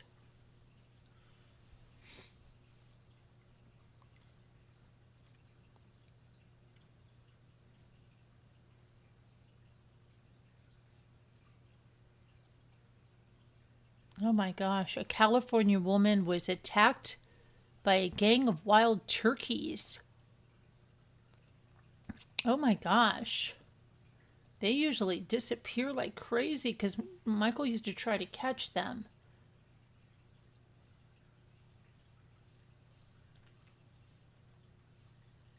A gang of wild turkeys ambushed a woman on her evening walk in Alameda, leaving her so badly bloodied she needed stitches. Mary Jo Kelly, 83 years old, said she was out walking last Thursday when two of the birds attacked her from behind and sent her crashing to the ground. Oh no. I went head first and I broke my glasses. I hit the palm of my hand, my thumb. I bled in the nose. The frightening encounter left her with severe bruising across her face that remained visible a week later. After escaping the attacking birds, Kelly called her husband, who was rushed her to the emergency room. Doctors performed a CT scan and treated her injuries, including 6 stitches across her right hand. The ordeal has left her shaken and demanding action from city officials before someone else gets hurt. She contacted the Alameda Police Department to file a report after the attack, but said officials told her they could not take one because the incident involved wildlife. If a dog bites you, of course, they're going to pick him up, but that's domestic, so they're ignoring the problem, she said. Emily Crum, an animal control officer with Alameda Police Department, said the city cannot remove the wild turkeys. Let me see. So the wild turkeys, well, the wild turkeys, this is not really a country area. They've gotten displaced probably, and it's not their fault. Maybe they could take them somewhere nicer, right? It's not their fault. What's going on? You know, I don't know. Poor turkeys need a place. You know, they need a place too. Look where they're displaced. They're like there's wild turkeys shouldn't be around there. What's going on? Try not to approach them. Go to the other side of the street. Make sure you have a leash on your dog and try to stay as far away as possible. Despite the terrifying encounter, Kelly says she refuses to let the birds keep her indoors forever. For now, she's staying closer to home and steering clear of any turkey she spots.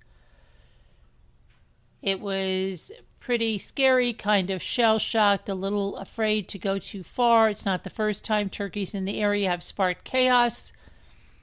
Let's see. With a notorious one once taking months to catch after attacking people in the area. In 2020, a wildlife expert took the strange measure of dressing up as an elderly woman to try to lure the creature before trapping it. Nicknamed Gerald, the bird ruffled the feathers of Oakland residents for about 5 months, pouncing on visitors to the neighborhoods of Morecambe Rose Garden. Residents described the turkey charging at them, jumping on them, and clawing and pecking incessantly as they tried to run away. Oh my gosh. There used to be this really nice turkey.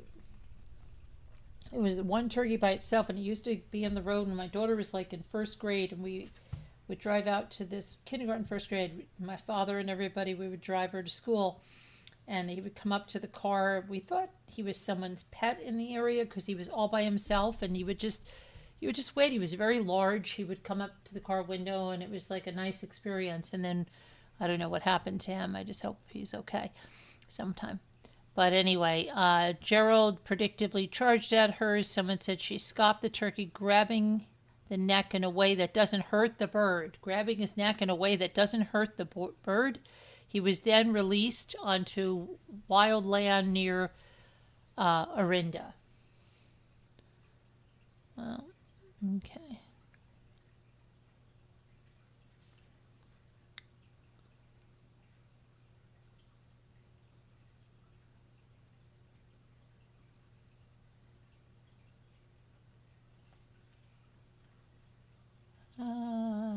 5 patients have recovered from rare type of Ebola.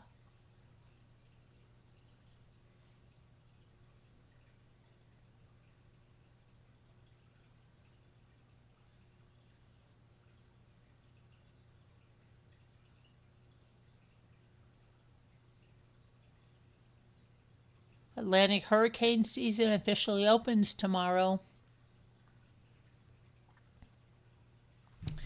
On wet weather, we were so blessed to have good weather, and even when it said it was going to rain, it did not rain. Wet weather and strong winds to impact coastal areas along the southeast United States through midweek. We're so blessed. Hurricane season begins this week. Let's see. A cold front is moving through the east. Yes, we're definitely getting a cold front for sure. Can't even bring the plants out or plant anything outside yet. Let's see.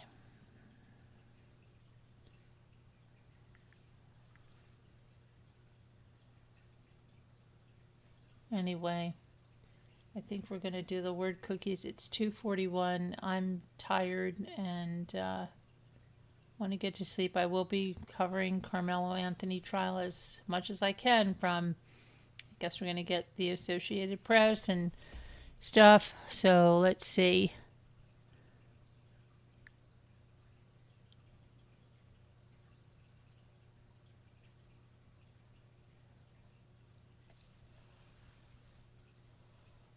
Let me see, where's my word cookie? It's a new month. They're going to have us do June 1st, right? June 1st. Oh my gosh.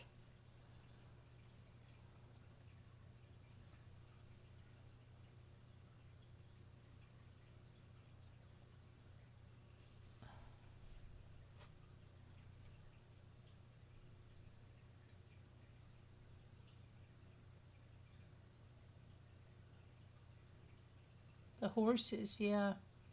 They're okay, though. The horses are okay. Thank goodness, thank God. Daily puzzle. I just had another one. Engine number 9.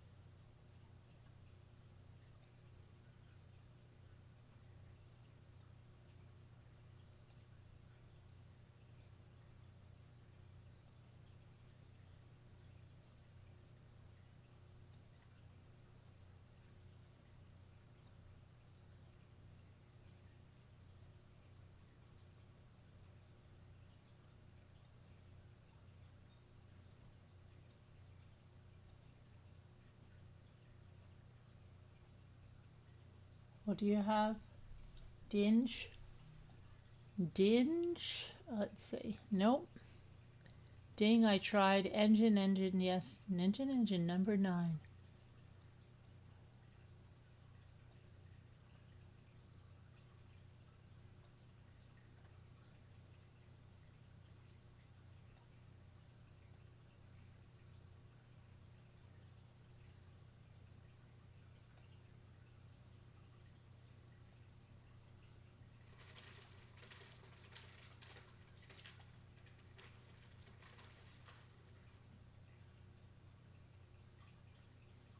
Edge, yeah. I got, no, how about 9? Engine number 9. Oh my gosh.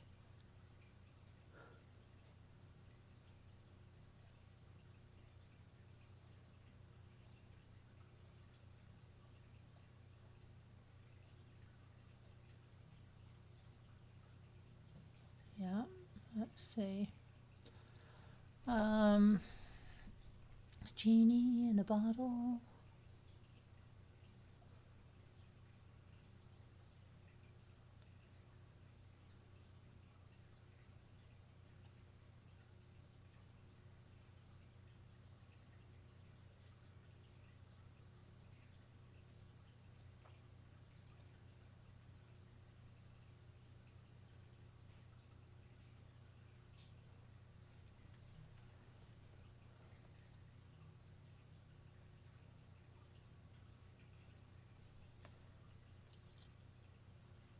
Ordained. Okay. No. You need another E.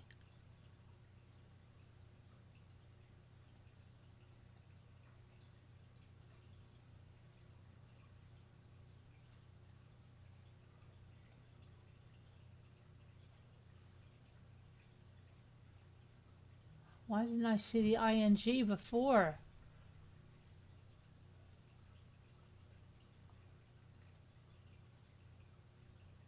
I don't know why I didn't see the ing before.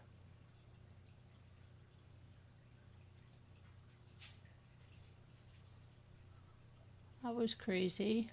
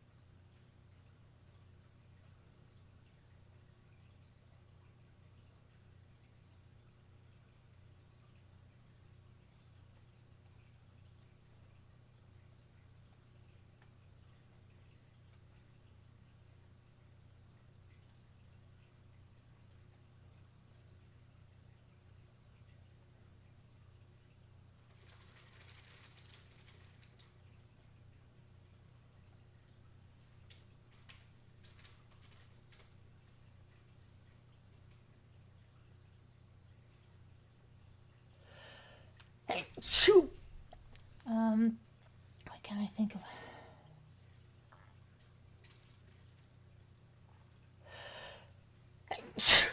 Oh my goodness, why can't I think of this?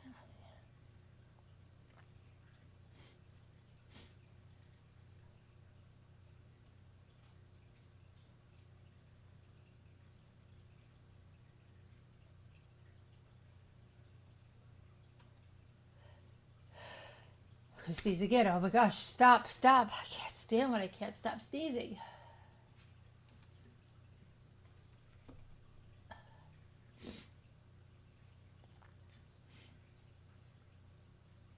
Oh, gate. Yeah, that's probably it. Yeah, very good.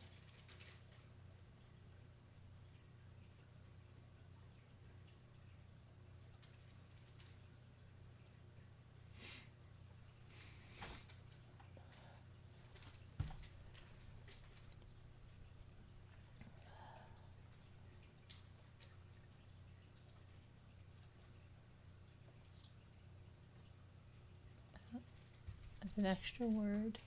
Let's see. Tang I have up there, yeah.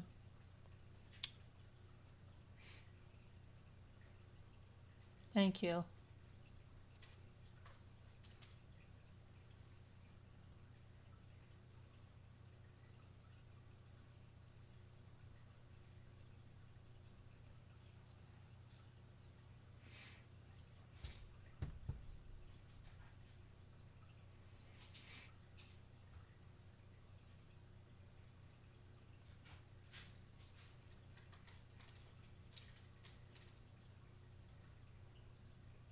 Oh, I know Fang has to be it.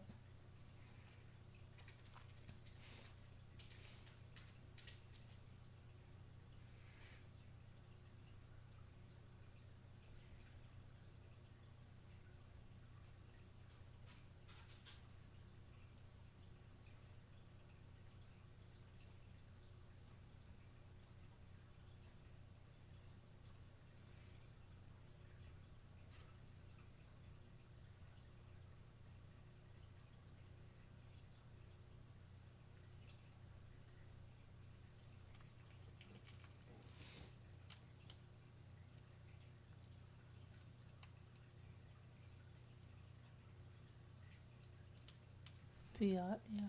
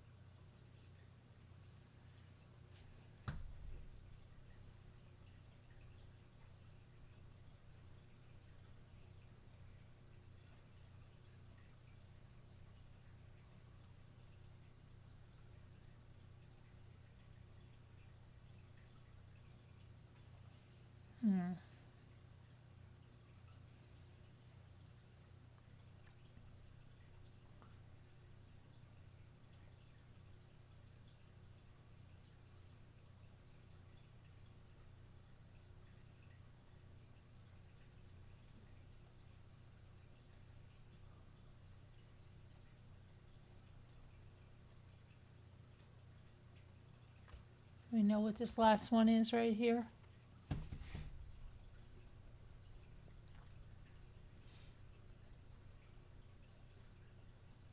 Did I ever see this before? I never saw that award thing, did I? I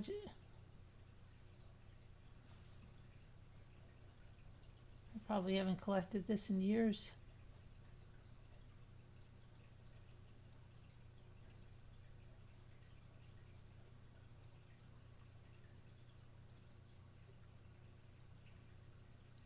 Wow, look at this.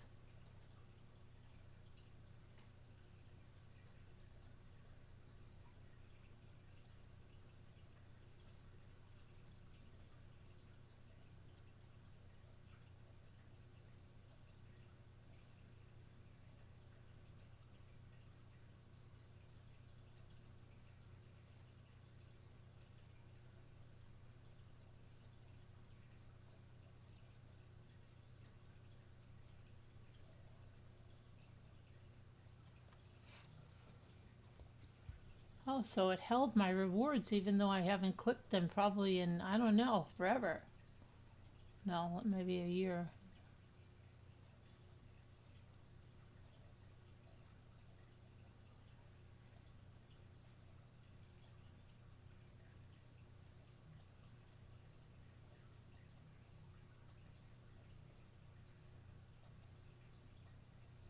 Wow, look at this.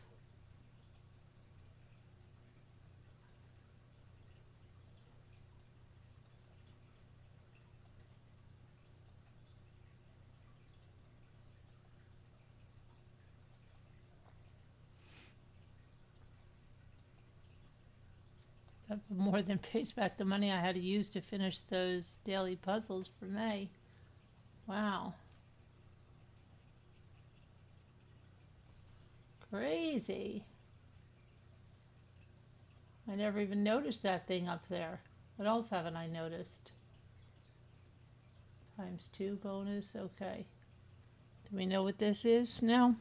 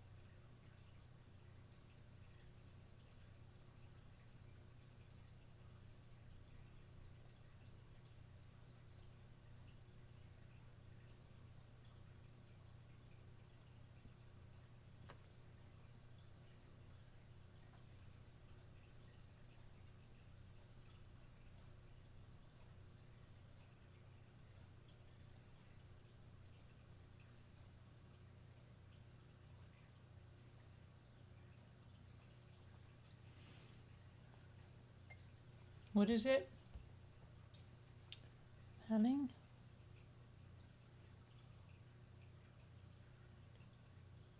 Did I not notice the... No. ING there, yeah, let's do this. guess I'm not noticing the ing in a lot of these in the last two.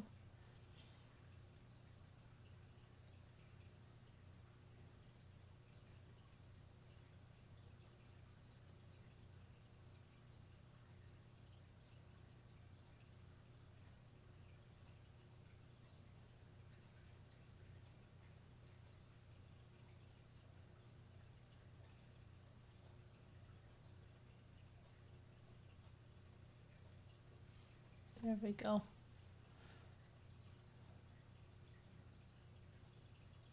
Oh, are we gonna get that one where we got all those easy puzzles and it got us? Or is that gonna happen again? Remember that level? It was so crazy.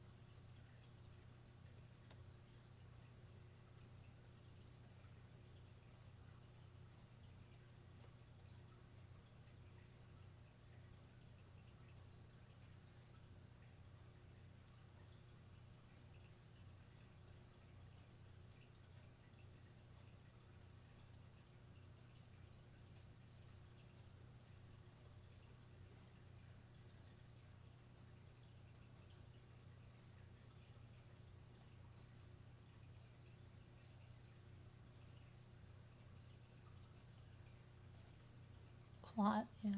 Shot.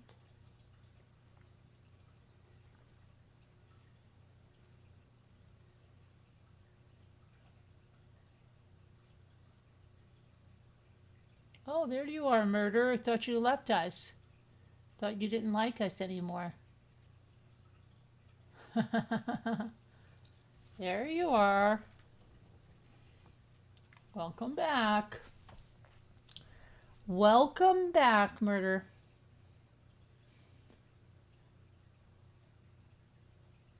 Let's see. I think I tried that heart. Let's see.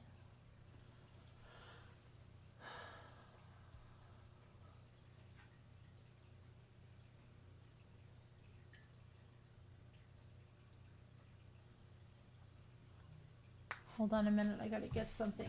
I'll give you time to get some words. I gotta get something out. I really don't feel that hitch in my leg anymore. That's much better on that side. That took, what, like almost 3 weeks.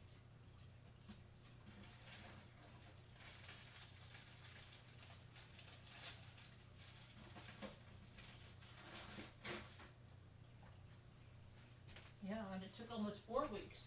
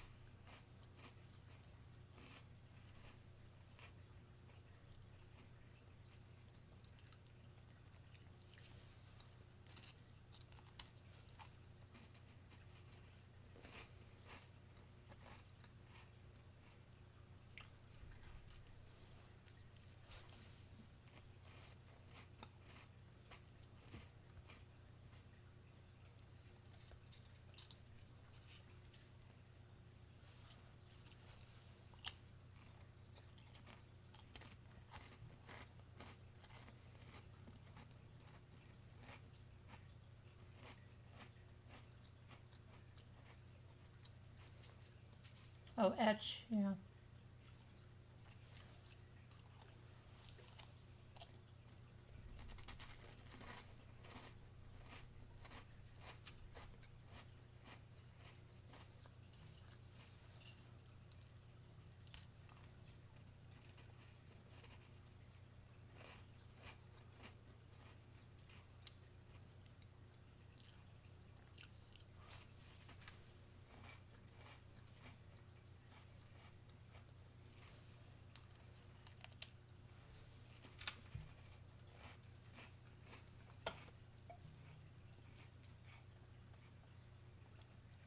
hotel.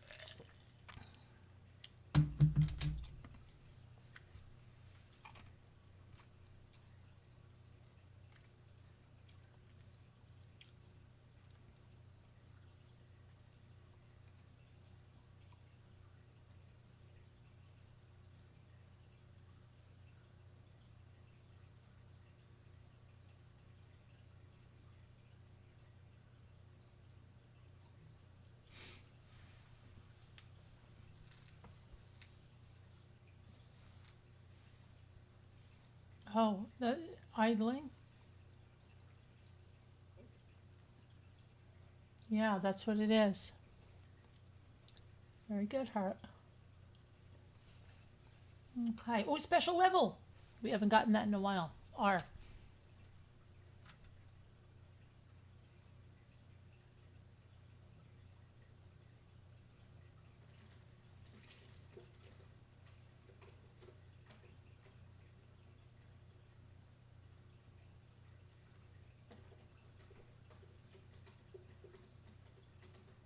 My gosh, I can't.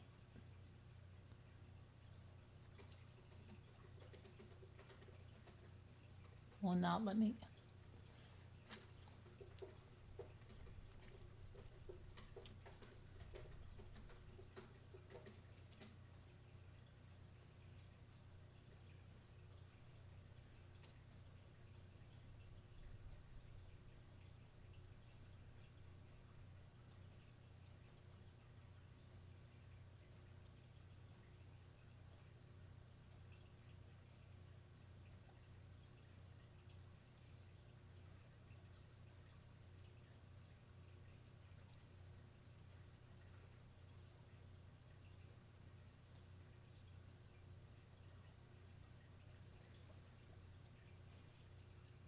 Riding. Very good. Let's see.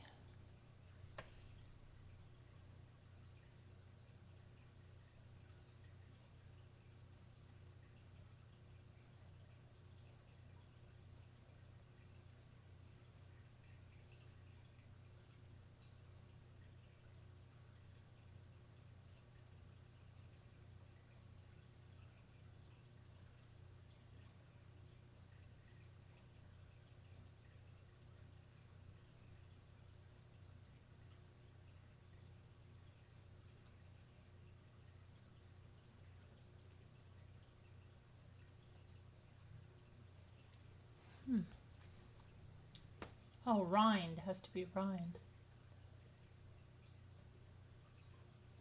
Well, how about grind? Did we do that? Okay.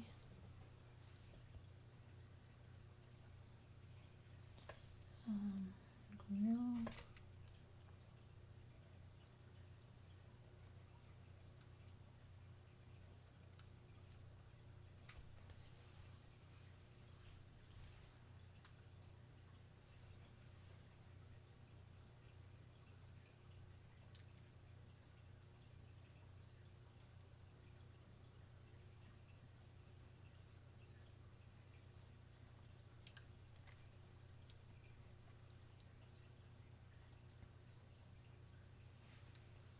Oh, a rigid, rigid.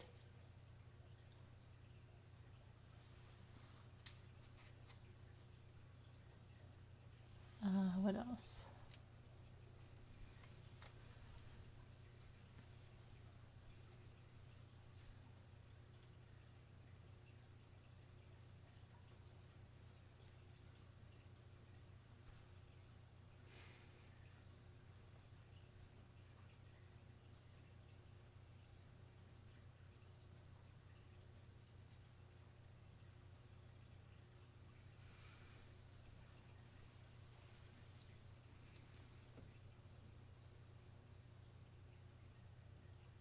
We're sweet green instead of grind. Okay. Happens, right? Girding? Girding. Okay, got that. And glide. Girding.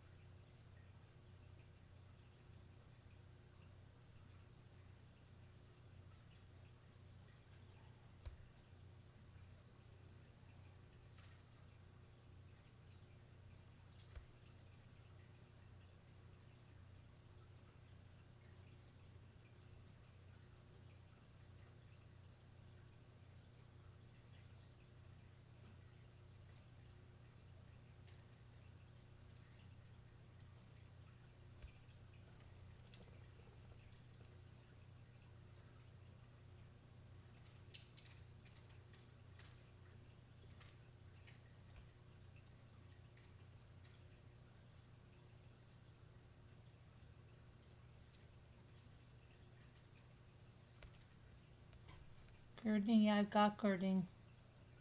Gliding, griding. Yeah, griding.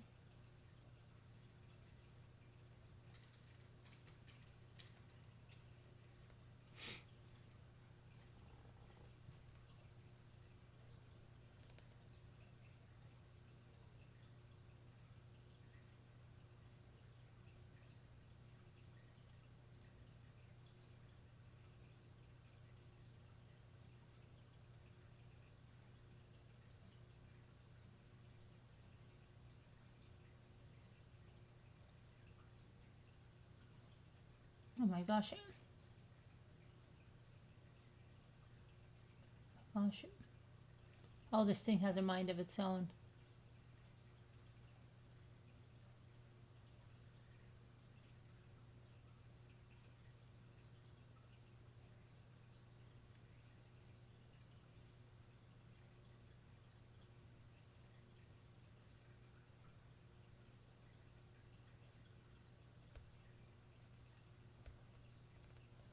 Mary says girdling. We have it girdling.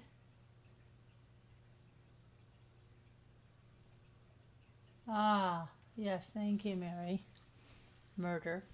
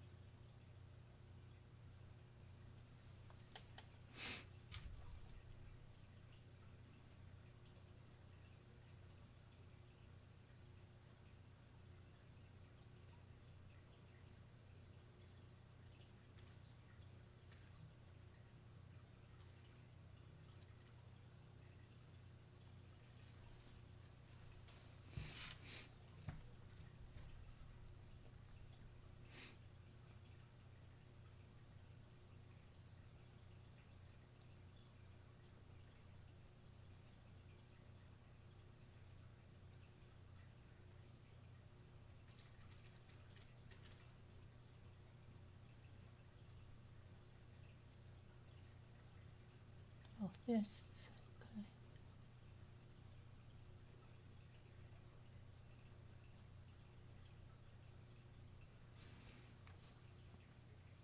Okay. Yeah, I got that.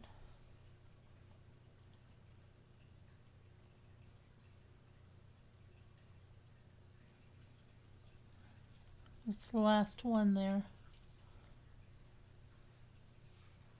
It's the last one. I gotta go to bed. It's after 3. And this is the latest I've been up. No, I was up one night late with you guys before I took a nappy.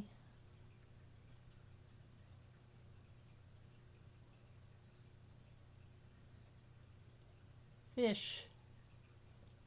Fish. Yeah, very good. Okay. Thank you guys. Good night, everybody. Get some rest. I love you. God bless. Prayers. We'll see you tomorrow, God willing. Be well. Prayers for everyone that needs them. I love you. Good night.